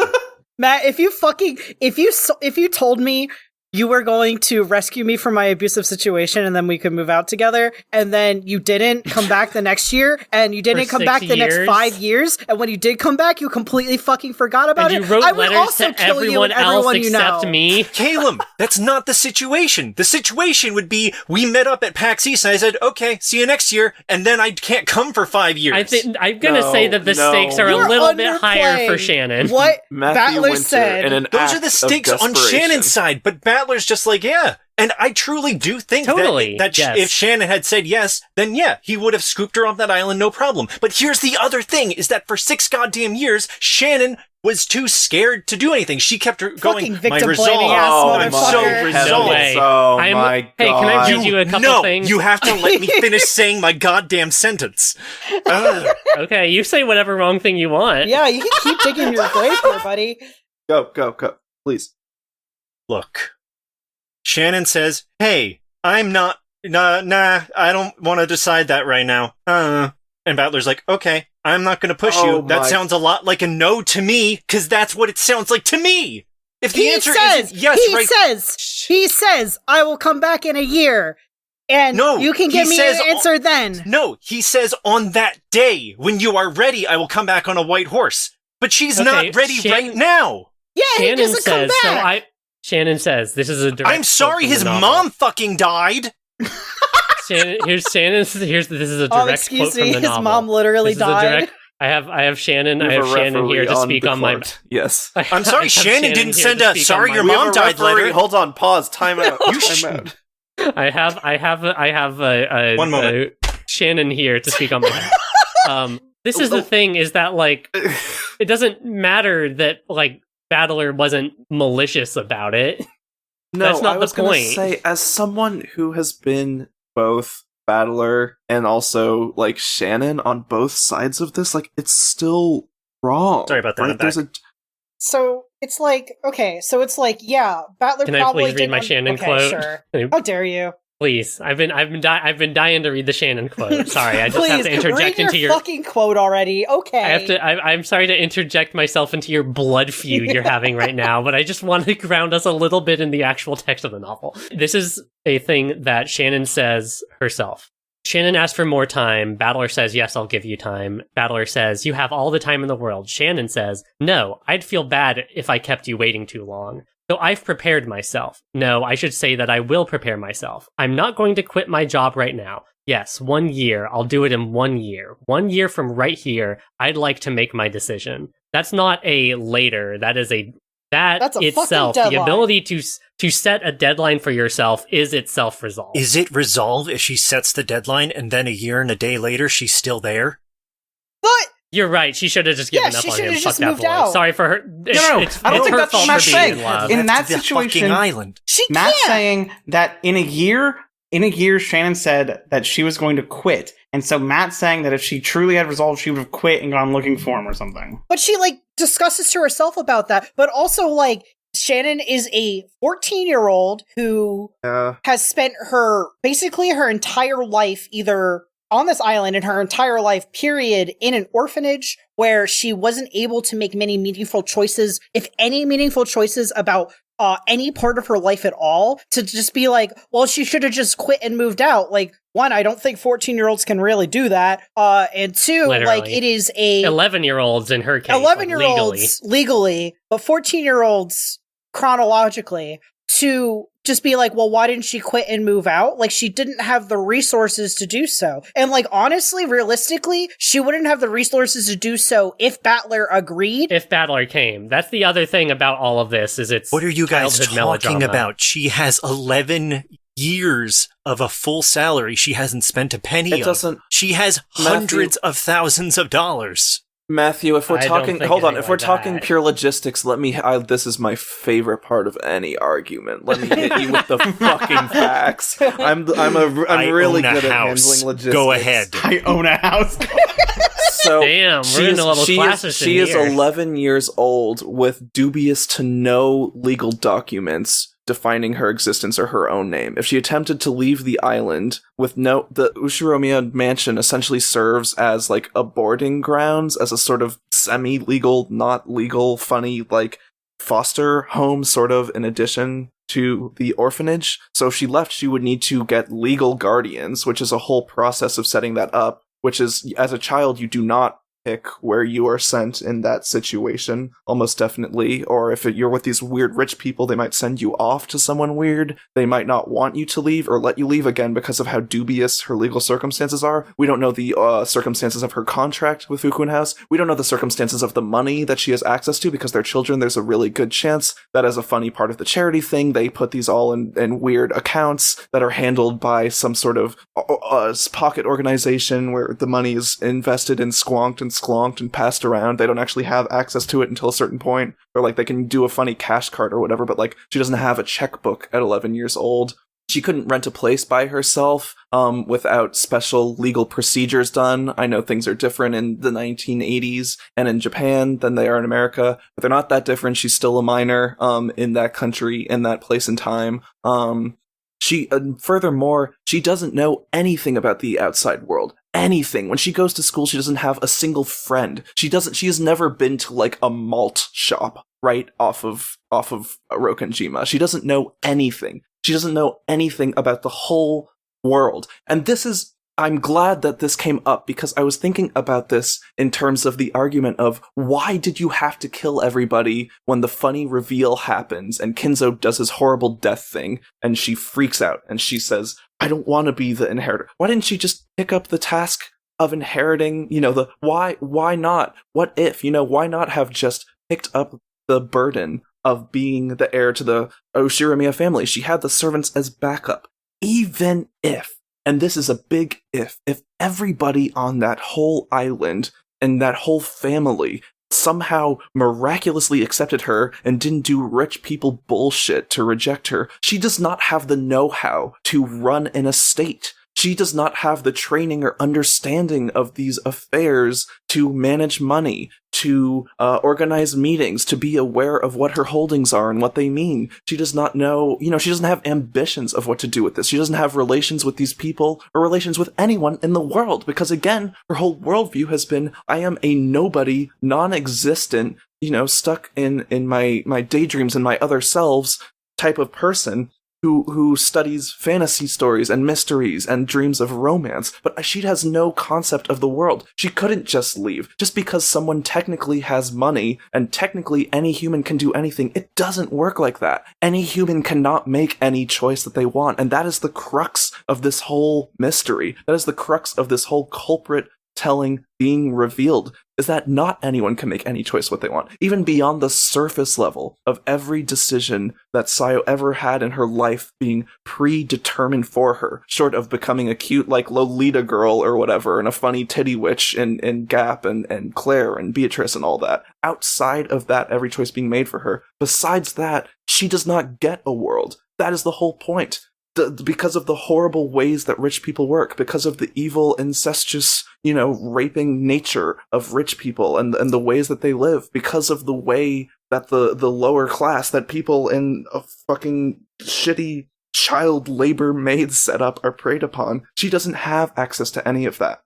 So she couldn't have. She couldn't have left. She couldn't have taken a different path and, not lost her mind and accepted the burden of being the heir. It just doesn't work that way because her whole life was rigged against her. That's the point. I understand that, but I'm going to try to counter as many of... No, Caelum. No, I want to... How dare you? I want to back up Anna over here with a personal anecdote. When I was in high school, I needed therapy super bad, but I was super intimidated by, interacting with my parents in any way, especially when it came to things that cost money. But I had a friend who I loved dearly, probably one of the most important people in my entire life, who lived across the country, but who promised to call me and encourage me at the one time where I was in the same room as my mom, guaranteed, which was when I was waiting for the bus in the morning. And I trusted everything that he would call me and encourage me to do this thing that I was too scared to do on my own. And he did. And I did ask my mom because he encouraged me to. And I probably would straight up not fucking be here if this one person didn't do this one thing that allowed me to do something that, yeah, I theoretically could have done on my own, but I didn't have the power to do by myself. And that's what Battler meant to Shannon. I understand that. I have to stretch my arm back pretty far to start countering things that Anna said, so give these blue truths a second. Oh, please. Okay, well, we only have so much time in this podcast, so choose your words wisely. Here. Bonus episode, Deconstruction of the Witch's Illusion. Come listen to that one that I'm going to host. Oh, Christ. Okay. So I was instructed by my wife that I'm being far too loud. So so that's why I sound like I have a cold fury now. So just bear with me there. It's working for you. You're working it. It's the blue cold truth of the blue truths. Anyway, we do know a lot of the logistics and how they work. One other thing I wanted to bring up before I forget it is just because you don't know how to manage money doesn't mean you can't be head of the estate. Kraus exists, but continuing on from there. Oh yeah, Kraus exists. But we know how a lot of this works. People work at Yushirimiya estate for 2-3 years tops, and they make enough money that they can go start their life, basically. They can find a job that they actually want to be in, and they make so much money working there that they can do that. Shannon has been working there for 11 solid years. Obviously, she has money put away for her, which is great. Counterpoint. And you can't counter my points when I'm not done my fucking novel! It's one thing at a time, one thing at a time. I didn't interrupt you. I didn't interrupt Anna. You have to give me that dignity. Okay. You can go. Sorry. Play nice, kids. My train of thoughts completely derailed. I've won. Yeah, the trick of the witch. You say were something. Saying they save up a lot of money, and then everyone else goes off and does their own thing. Yes, so they obviously have access to that money. It's not put in holding companies and everything. I can shoot that down pretty easily, that they have access to the money when they leave. The biggest problem, which you did correctly point out, is that she is a minor. But even then, you kept saying 14, she would have been, I think, 15 at that time. Battler being 12, her being 15. So sure, and that's still closer to 16, which is the minimum amount needed in at least America to have some sort of control over your life. So even then, hey, you wait a year till you're 16, and then on that day, congrats, you officially can do whatever it is to take control of your life. I understand that Battler was the firing pin for Sayo, but straight up, it takes two people to say yes. Battler said yes. Sayo did not ever say yes to Battler. Ever. Not through a letter, not through a phone call, not through anything. And I get that, I'm sure Jen is thinking, Sayo's not allowed to leave this fucking island. There's no way Genji or Kumasawa would let that happen. Kawabata would throw under a propeller before that happens. But I don't... That's such a kind and generous impression you have of me, Matt. You're welcome. But man, it's just like, I can't come to grips with the fact that if Shannon walked up and said, I'm ready to retire now in front of Natsuhi, Kraus, and Jessica, that it wouldn't be a matter of, okay, well, let's get that all sorted out. Oh, please, sorry, go on. Genji and Kumasawa, of course, would try to keep her there. But, like, we know that Sayo has a birth certificate. Nanjo says he will forge one. Genji asks him to. We know Sayo has legal papers for exactly that reason, that gives some sort of, like, life and reality to the character that is Yasu. We know that that exists.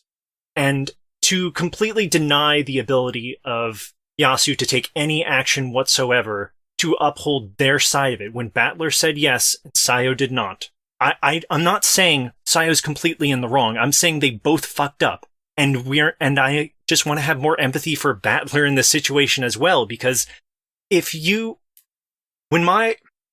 it all out on the table, my mom died, my dad remarried less than a year later as well. I met my wife before that, and I was very lucky that I was able to start the relationship before that, because I don't remember the next year of my life after that. Yeah. I didn't work. I didn't do anything. The last thing on my mind was any sort of basically anything. And if I told someone, let's get married, and they said, essentially, no, not right now. And then, we don't know when it was, but let's assume the next fucking day, his mom died. What's gonna burn itself into his mind more? What's gonna take over his life and make him try to rebuild his whole self around that? Because he has essentially no choice but to cut himself away from the family entirely. And I don't... Can I cut in for 1 second to say that is the most valid, absolutely true, and maybe only true argument you've given so far? Not like a salty, like maybe a bit of a ribbing thing, but that argument is approaching with love. That is by far the most important and most valid read on this. Is like, I fucking get it too, dude, and like, yeah, it is like that. But you can't come at it from the logical angle. You brought out logistics. Well, Battler.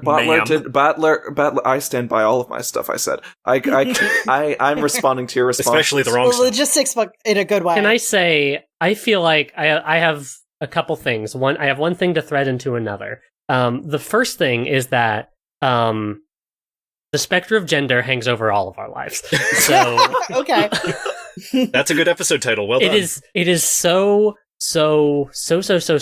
important. Remember the way that Battler is framing this when he is pitching it to her. Remember, like, one, the gendered relations that exist between these two people as a boy and a girl. And two, remember that Battler is saying, I am going to come for you. I love you. I am going to make the distance. I am going to have the force of will to come and be the active person in this relationship who is going to come for you and get you and take you away. You did say it yourself, Matt. Battler said he's going to come on a white horse or whatever. Yeah, he did present it that way. So that is the framing narrative for this entire thing. And we know, I would think that we have enough evidence, circumstantial and otherwise, to know that a particular kind of gendered experience is consciously or unconsciously, intentionally or unintentionally, very important to Sayo.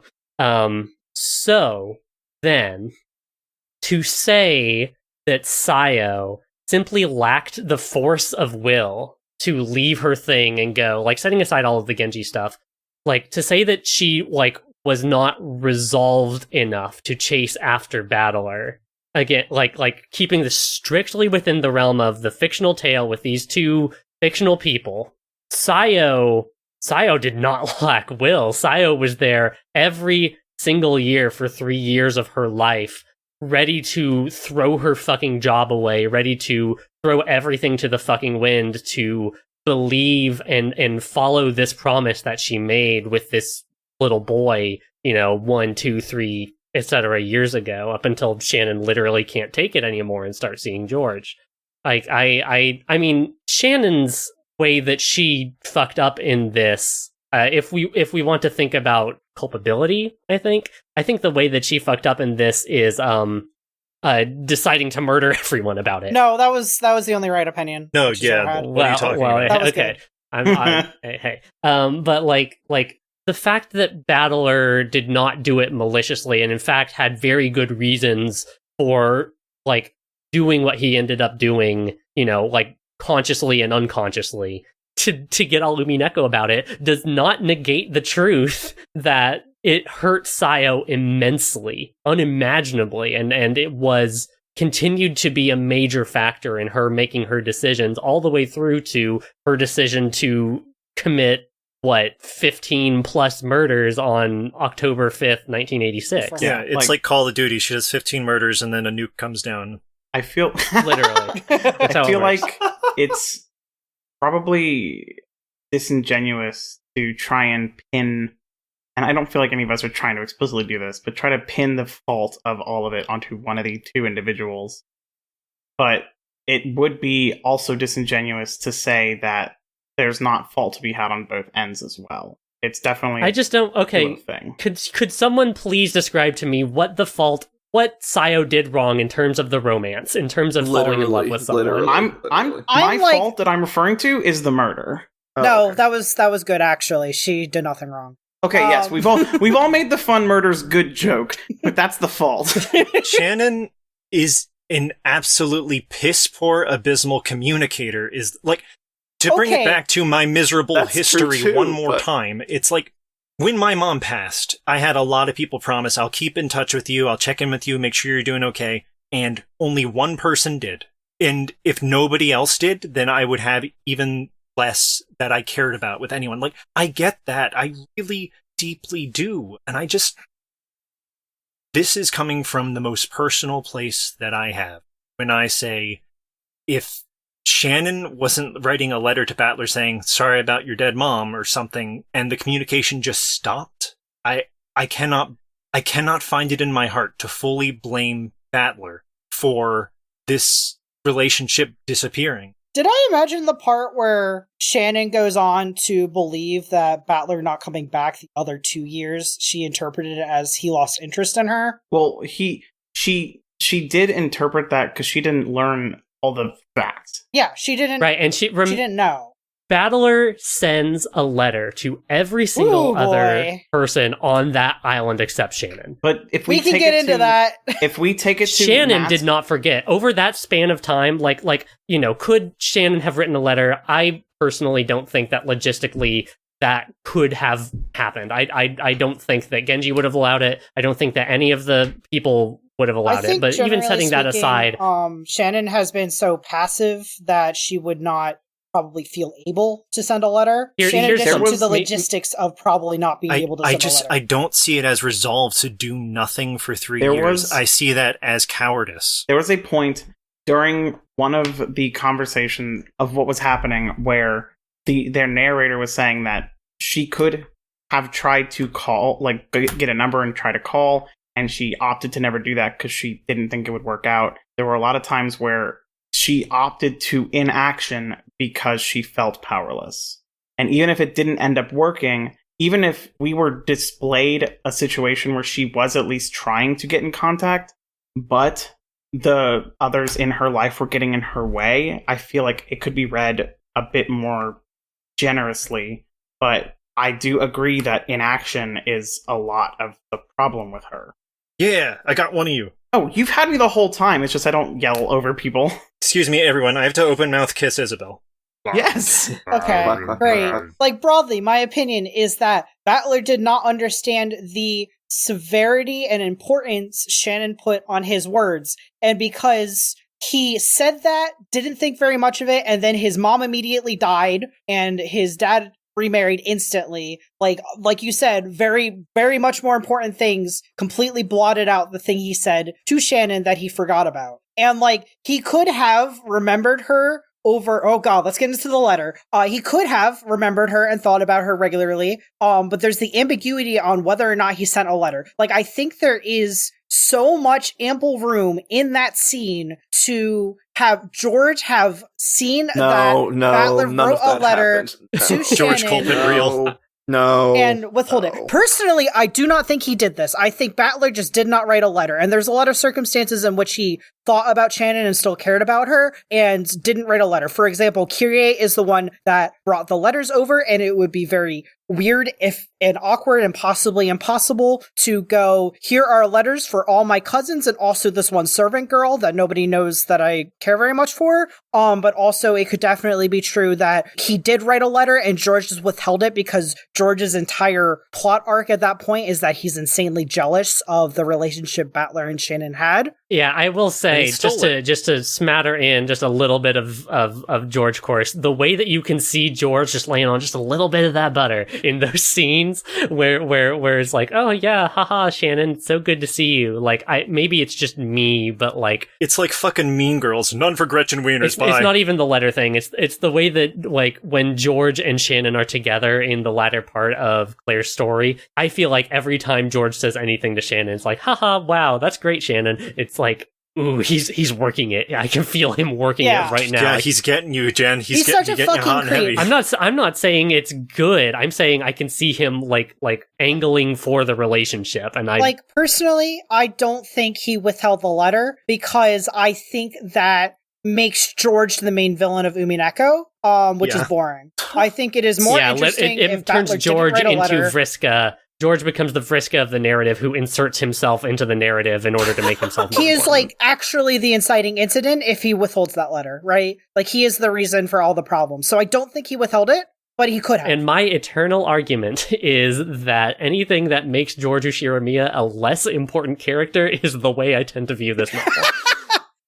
So, the thing that I wanted to touch on is like, and don't fight me on this because I think Izzy's thinking the same thing as well on some level, is just like, have any of these happened at all? Like, any of these stories, has the actual 1986 events happened? Like, has Battler come to the island? Have we had that reunion of Shannon and Battler? Because it could very well be that in quote-unquote reality, Battler comes to the island and goes, sorry I took so long. Kyrie chained me to a log. I don't know. There was a point where she had stated if Battler had shown up 1 year earlier or 1 year later, none of this would have happened. Yes. Yep. Because the whole inciting incident in 1986 is that Battler shows up the same year that George proposes to her, right? That she settles. George has declared, and she knows that he will propose to her. Yeah, that this is the year where she has ultimately decided to... She was going to go with George if Battler had not shown up. Right, that she has decided to settle on George, and that because Battler showed up then, that year, that is why the murders happened. Right, if Battler had shown up in 85 and they had, like, been able to work it out or whatever, Umineko doesn't happen. If Battler had not shown up in 87, where she was already with George, and Umineko doesn't happen. Although that's not true either, because in 1980 frickin' 5 or 6 or whatever, she learns that she is related to all of them, and George would have had a poo-poo panic moment when he found out about her body and blah blah blah. Here's my angle: is that Battler is not actually the villain of this story. Battler breaks this person's spirit and mind in half, but that is not the crux of the problem, right? This is not the defining problem, and to put Battler at the center when all of his, somewhat traumatized and very stupid ignorance that's not the no, it's not. That's not the point, That's not the point of this story at all. But to say in the context of this romance, to say that Shannon is a coward for experiencing gender in a romance novel way, gender and romance in a romance novel way, when that is the only experience she has with it and the only possible experience she might ever have with it, and to wait in that sense and to call that cowardice is a very bizarre choice of words. A deal with someone and to hold up your end of the bargain when the other person doesn't, for I think totally understandable reasons. And also the stakes are also completely asymmetrical, which goes without saying. So a slight amount of her being nervous about breaking all of the rules and social contracts of everything to make an uncertain leap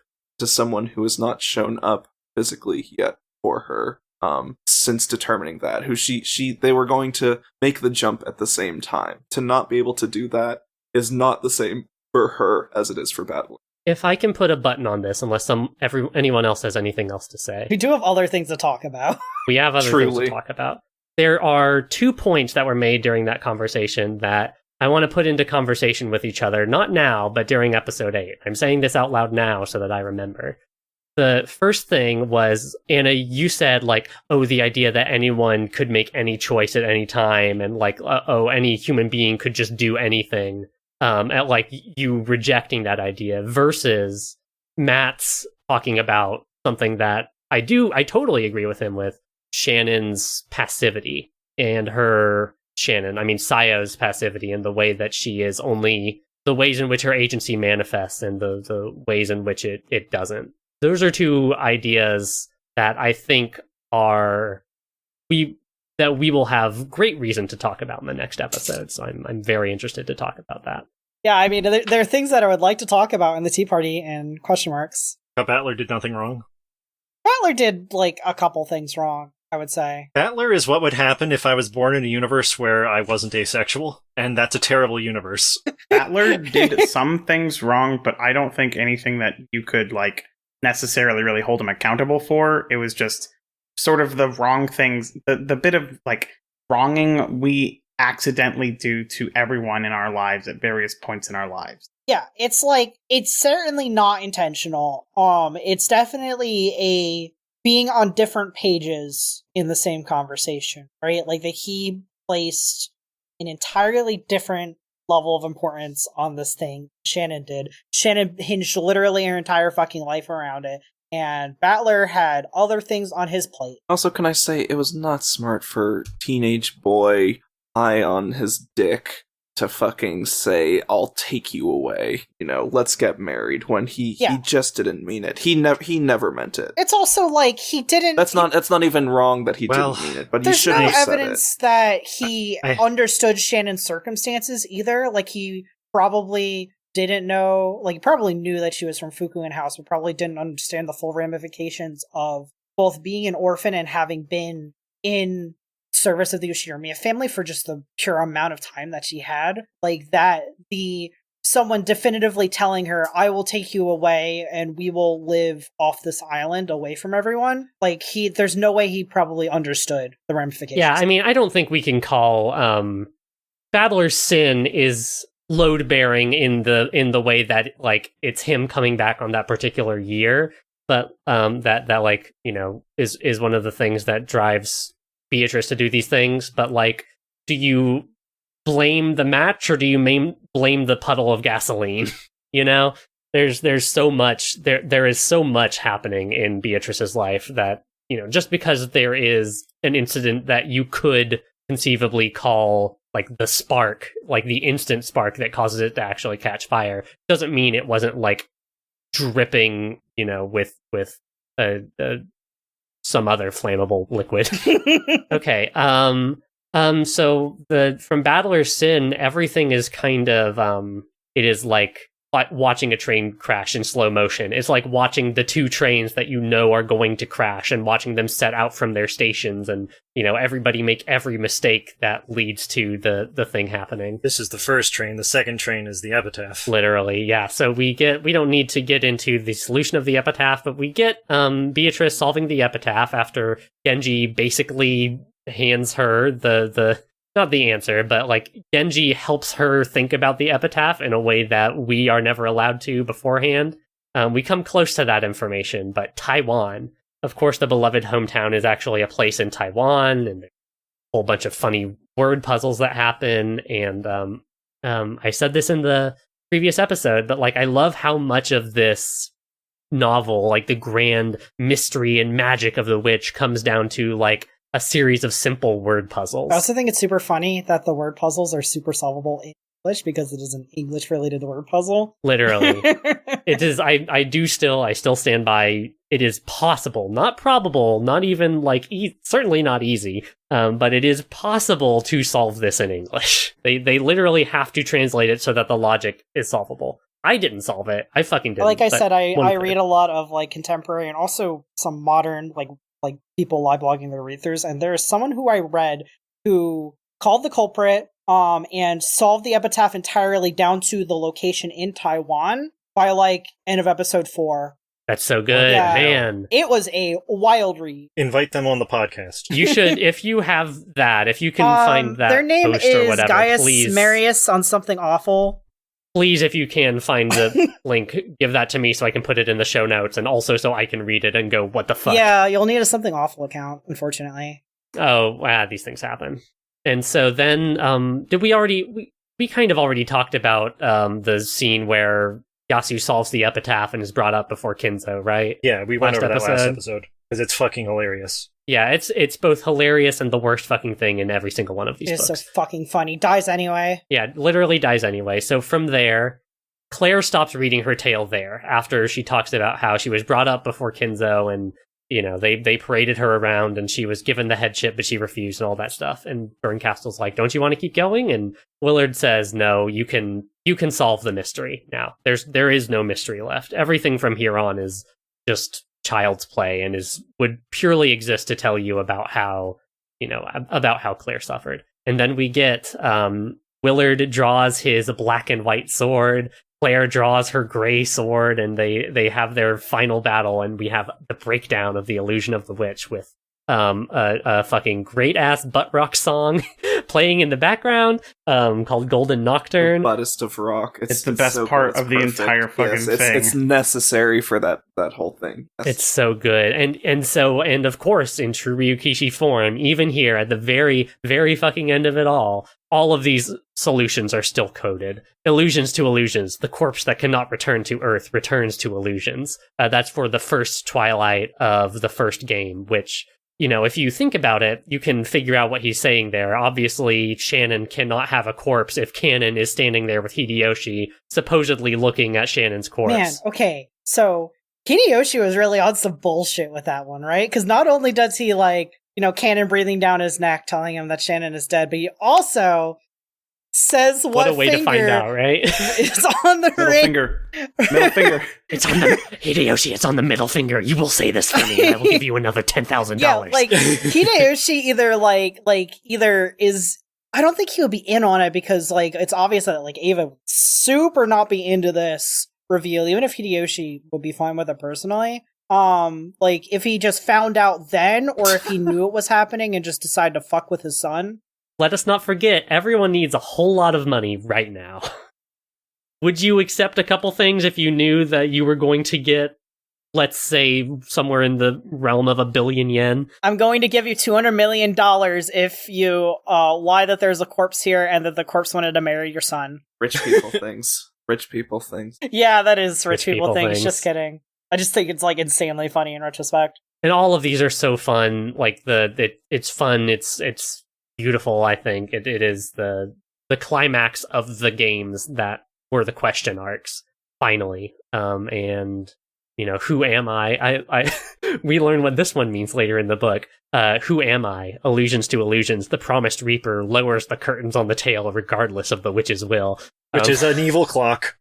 Which is, there's a big fucking bomb that's going to blow up underneath your feet no matter what you want. I've been fucking good. gunning for the bomb for so long, and you guys made fun of me. I will still make fun of you. I feel like we all made fun of each other for our almost exact truths. I said So the Kyrie good. was non-binary, and I still... I said the members of Fukuin were Kinza's children. So after this, Willard puts the witch to sleep for all time. And Willard's like, wow, Berncastle, that was really nice. Wow, I really didn't expect you to do such a beautiful, you know, kind tale. And Berncastle's like, check this shit out. and then the tea party starts. Ooh. God, this tea party is literally has chapters in it. It is. Willard throws his arm at Berncastle. It's incredible. I find it so fucking funny that in the 1986 that Berncastle shows, Beatrice is just like, here are some guns, deal with it. That's it. So just very, very briefly, in the tea party, Leon and Angie, our Angie, are locked up in a theater, and Claire is trotted out on stage, and we see another game board, it looks like, taking place, except this game board the adults solve the epitaph like basically instantly. Because it's piss easy, and if they actually tried for a second, it'd be fine. and Beatrice just shows up there in doll mode down in the gold holding room, and the adults all start killing each other over the gold. Like I think I summarized this last episode, but it's so my personal feeling on this, like setting aside literally everything else that I could set aside, my personal feeling on this is that I think this is the truth. Even though Bernkastel gives you that out, I think this is the truth. Yes. I think this is a truth. I don't think it is the truth. Let me put it this way: we are going to get the Bernkastel at the end says in red, "This is true," or like "This is the truth." And there's another letter scrolling in red, several more words. It's cut off. Angie explodes herself into creams on purpose because she's upset. And Bernkastel laughs about that. I love that moment. That's mechanism. Hilarious. She's like, "Wow, that one's on you, Queen." I think that's pretty funny. But obviously, episode 8 is going to be like they have to fight the funny evil witches. They have to come up with the best possible world where like all the truths are true, but also it's beautiful and happy, and Angie gets to come home, and Battler gets to come home, whatever. And that will be like the true ending, and that's a good ending. And I'm excited for that, and I'm rooting for all of them. No, please. You wish, Bernkastel. Bern said, "I won't give this game a happy ending." Yeah, literally. But this is the truth of the story. This is at the heart of the story. This is what the characters are like. I knew from the start that Kyrie was fucked. I could smell it on her. The fact that she just hates to see a girl boss winning. She hates her own daughter. She refuses to acknowledge her son when she is shown as the smartest character in the series. She couldn't reason out that that's her own son. She knows that is her own son, and she still hates him. The fact that Rudolph killed this person, the fact that the adults obviously solved it instantly, like that's the thing what that really happened. This is what really happened. The fact that Beatrice just gives up, because that's what I'm saying. This passivity that you all are talking about, she totally has it. But also the defeat is there, the inactivity, the complete lack of agency. She would literally just sit there and get shot and die. She has nothing to live for at that point. She promised those people all of the wealth she owns. That is everything she owns. Without wealth, she has literally nothing in her whole life. And so when she gets killed, she doesn't even bat an eyelash. I believe that. This is the truth. This is absolutely the true ending. I'm excited for the good ending. I think that it either isn't or it is masked with fantasy, because I have issues with how Kyrie is characterized. Oh, go please! Yes, now this is we're back in the ring now. We're back in the ring. It's me and Caelum now. All right. No, listen. Okay, so Kyrie's primary motivation. Can we put the big forehead, tiny face Kyrie emoji in the fucking show notes, please? Yeah, that's the album art for this one. Oh my god. Okay, so like Kyrie's entire thing up to this point is that she has intense control issues, right? Like that everything has to go her way and she has to get what she wants. What she wanted for 18 years is Rudolph. She gets Rudolph. And then when Rudolph dies, she just doesn't fucking care. She's just like, oh, whatever. Like that she is so dismissive of something that she has desired so intensely that she had resolved to murder another woman over, that she just dismisses it offhand and then turns to the camera and says, also, I actually hate my daughter, Angie. She sucks. I will go off and take this money to live a better life without her. Stares directly through the camera at Angie when she says that. Like, it is so... I don't personally think she has a strong attachment to Angie. I think she had Angie and also probably had Battler to exert control over Rudolph, someone that she desired and wanted to own. But I think it is Bernkastel fucking around with pieces who, again, cannot do anything that they would not truly do in real life, right? So she probably did, on some level, feel that she did not care much about Angie, and she probably did genuinely think she could, cut loose and just live a new life with all this money. But so you're arguing that, like, Bernkastel... I think Bernkastel is fucking around drawing that out or something. Because I don't together think the worst possible one for Angie. Yeah, like, I think that's true with Leon, too. I think there is a timeline where Leon lives. I think that Bernkastel intentionally, like, fucks with stuff to come to the conclusions that she wants, right? Like, this probably is what happened in the Rokenjima that resulted in Angie being in the care of Ava. Like, I do that to believe that's true. I don't think that the events are as they are played out. You don't think Kirei actually did look into the camera and go, I hate my daughter? Yes, I do not believe that. I also think it is weird that that she dismissed, like, that Rudolph died so quickly. Well, I think, but, like, exactly like what you're saying, why do you think... I don't think she liked Rudolph because... So, it's like... I don't think she liked Rudolph. Fuck that guy. It's exactly like you're saying. It's like possessiveness. Yeah. It's control. It's mine. Yeah, she doesn't... It's she ultimately, isn't mad. even her love for someone else is about her. At that point, she's killed multiple people. She's gone. Like, and also, the I effect think that has on we someone might be in the seeing moment. Kyrie in kind of like twisted psychopath mode. Even if she were feeling something like grief, like that would not. But she doesn't. She doesn't like try and. She isn't mad. She doesn't try and like respond at all to someone like ending the life of someone that she has worked for almost 2 decades to gain control of. At the end, she is number. At the end, she is number 1. Rudolph was number 2. But she was number 1. Even like up to the point before Rudolph dies, they're talking about what they'll do with the money. Rudolph is like, oh, we can retire and live the ultimate life, like, of luxury. And she's like, no, I like working, so I'd like to continue to do so. That she just completely 180s as soon as he's out of the picture on that. Like, that seems a little off to me too. No. She does not say that. She says, I want you working because I like to see you struggle. Yeah, they're a little spicy in the bedroom. Oh my god. So I don't... Hey, look, if it was going to be one couple. Those two are in some freaky fucking shit. It's beyond BDSM discourse. That's not what I'm getting at. But like, we got 8 minutes left. Let's go into BDSM. I think Kiri that, character like, assassination. Killer. Literally, yes. Killer. The reason I think that this is the truth is it is the continuation of every, like, part of the mystery narrative thread where, of course, Beatrice's thing, the thing hiding beneath Beatrice's, like, incredible magic world that she has created is like a word puzzle that's solved in a night by 8 thinking adults.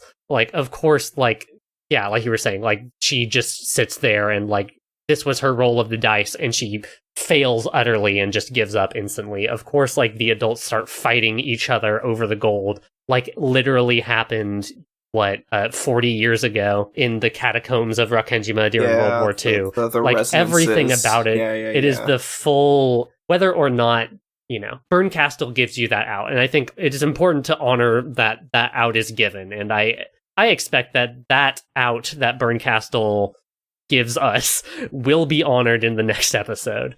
But I think that there is something of the real truth in here. Maybe Bernkastel, like you're saying, Caelum, is like playing up some of the cruelty, especially for Angie. But and for Leon, I'll get into that. It is my feeling, my impression of this is that, bare minimum, this is the closest to the single truth, the real truth that Angie has been looking for that we've ever come.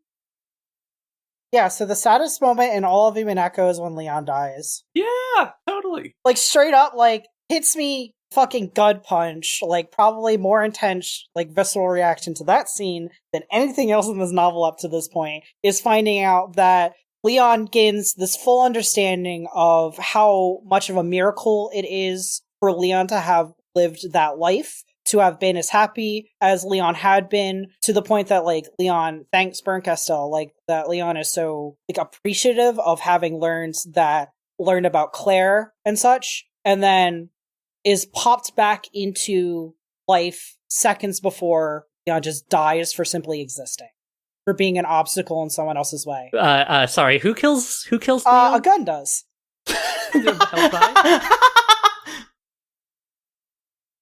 Yeah, there is no escape from the dead end of fate. Of course, this is how episode 7 of Umineko ends, is that there is actually in the reality where Leon exists, of course, you just go 5 seconds further and the murders still happen and Leon still dies. And Leon dies. Leon doesn't know why without the context that Bernkastel gives. And then reality slides in two, and Willard bursts onto the scene like a big fucking big hands McMahon, and he's gonna take care of business. Hello? Hello?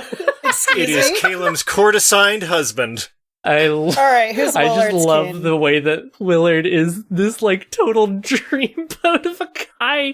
It's so fucking funny to me. He's just like the perfect man that Battler is, and it's so fucking funny to me. Oh god, he slides in and he rescues Leon and he's like, remember, you're Claire's hope. Like living, loving Battler, loving Jessica, or loving George, that's not what Claire really wants. What Claire really, really wanted beyond anything else was your life, a life of uncomplicated happiness where you lived with your family and all of that stuff. I think that's incredibly important to think about, to hold in our brains, that's true. They try to run away, they get cornered, and all this stuff happens. And of course, we have the hidden tea party where we have our setup for episode 8, the 2 dueling games, where we have Berncastle, who has promised to not give this game a happy ending, and Battler, who has promised to show a gentle game to a crying Angie, who is huddled in a chapel somewhere, somewhere out there in the Sea of Fragments. And the stage is set. I'm going to wrestle this from you for a minute to go into some quick stuff about how Higurashi worked. Yes. So Higurashi was done basically in pairs, but not like 1 and 2 were pairs. It was 1 and 5 were pairs, and then so on and so forth. Right. Every answer arc was an answer arc for a specific question arc. Which is not how less. Umineko works. But 7 is very much, quote unquote, the scenario that's shown at the very end that Berncastle shows, that is the answer arc to episode 4, where Battler is the only one on the island, and he wanders around for like a full day, accomplishes nothing, and then explodes. You could say that episode 6 is something of an answer arc for episode 2, given how much it also focuses on romance and between like Shannon and Cannon and Jessica and George. Yes, and I wanted to get into how Higurashi ends, which is 7 is an answer arc, yes, but it is an almost win, where Rika is almost able to make it out of there alive, but then suddenly the final boss shows up, basically, and it gets denied. So, finally, for the final round, the piece of what we now know as Featherine, Hanyu, comes in and joins the crew, and that is the difference that is made, and everyone's able to access their memories from other timelines, and it's a bunch of anime bullshit, but it's really cool and fun. Ronald McDonald fights a whole bunch of people. It's great. Yes, a lot of anime bullshit, I think, is how I would set everyone's expectations for episode 8. Yay, fun anime explosion fight epilogue. Yes, Of course it's what's gonna finally. be. I need you guys to have that context of what it was before and how this game is going to echo and reflect and refract that, because I'm positive it's going to play with the idea of, hey, episode 8 of Higurashi was the most golden route you could ever imagine. Everyone got all their memories from all the timelines. One guy learned kung fu because he knew it in a different timeline. It was amazing. Fucking shit. Everyone gets just everything like the they want, Matrix. except Satoshi is still in a coma. But Who cares? fuck that guy. He was like Oh, Keiichi, God. so who cares? Yeah, literally. How does everyone think? Final predictions. Solve this mystery. What's going to happen? I think the novel will end, and that there won't be another episode. We'll find out why Goda has his big angry fist in the opening now. Episode 8 is not going to be a finale, it's just going to be a final episode. The finale was 6. I'm begging Ange to be there. It has to be about Angie again.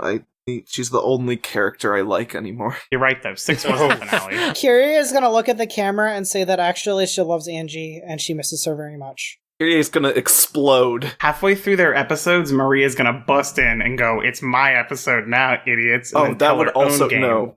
That would also be good. Maria gets to win. Maria's got her Halfway- king's crown. Maria's got her king's crown. She gets to ascend. Maria wins and gets to take the whole Golden Land. Yes. That's it. Halfway through, Giorno Giovanna shows up in order to finish his story. Oh my I think god. that Beatrice is gonna be like, today's my 31st birthday, bring it in, guys, and every character and every When They Cry ever comes in and throws a birthday party for her. Including the ones from Caconia. Yeah, including the ones from Caconia. Yeah, Rika is there, and she sees Berncastle, and she's like, "What the fuck happened to me?" Oh, don't even show her Erica. Oh God! I think Erica would have been My invited. funny little bit of Rika, this is our daughter. I don't know. I'm probably totally misusing this word now, but my funny little bit of formalism is that I want to point out. I said that episodes 1 and 2 can kind of be seen as like a prologue to Umineko, where you're like learning about the game board and then the rules of the game and how to fight, and then episodes 3 through 6 are kind of like the meat of the plot of Umineko.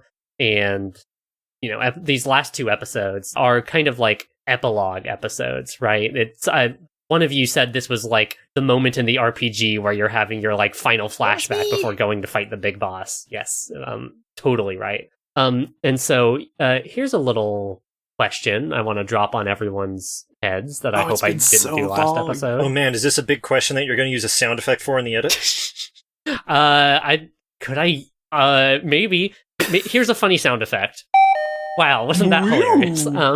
It was definitely that boing noise. So episodes 1 and 2 were written by Sayo and were tossed in message bottles into the sea and were recovered. Episodes 3 through 6 were written by this Hachijo lady, right?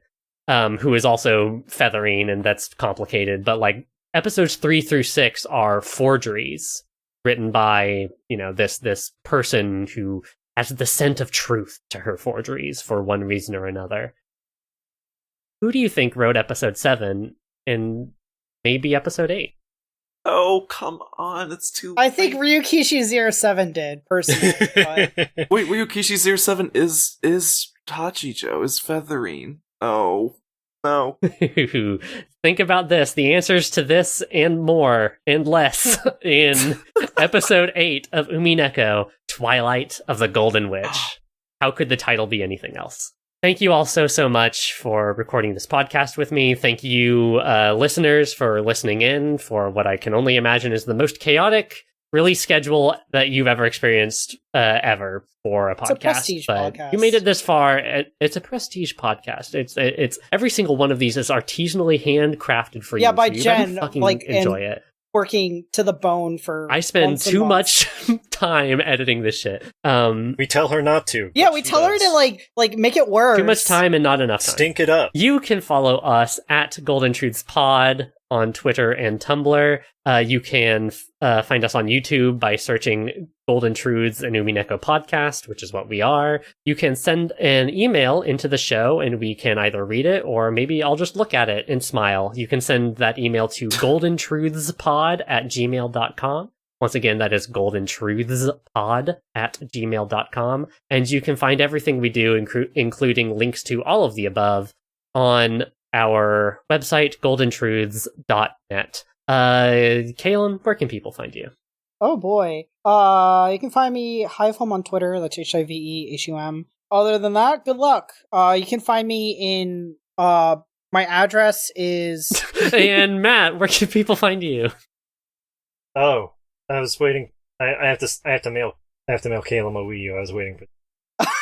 Okay, well, please not on the podcast. Izzy Timestream. Twitch. IzzyTimestream.tumblr.com is where you can find me. You can, again, send me as many pictures and good sentences about Maria Ushiramiya as you like. You can also find me on Twitter under Izzy Timestream, and pretty much anything possible with Izzy Timestream is me. Matt, did you want to actually leave a handle? Yeah, sure. I'm your paper pal on Tumblr. I'm your paper pal on Twitter. Yeah, just look around. There's one other person out there who goes by paper pal, so I guess don't bother them, but odds are if you see one, it's probably me, and then you can say, hey, why on earth are you evil? And I'll be excited to tell you why. Oh, Matt, you're not evil, you're just misunderstood. I'm just stupid. You can find me at Daihenshin on Tumblr, that's DAIHENSHIN, or on Twitter at Kebs with 4 Bs, that's KEBBBBS. And you can find Anna curling in a spot of sunlight and taking a nap. good for her. She's better that way. Hey, what the fuck is that? Oh, it's a dust fuzzy. Thank you all. See you all very soon for the very exciting conclusion. And for the second to last time, maybe? Sleep peacefully, my beloved witch, Beatrice. But we're going to record way more than another episode or two. There's going to be some bonus Yeah, there's episodes. gotta be. Beatrice, Bye. maybe set an alarm in the morning. Oh, God.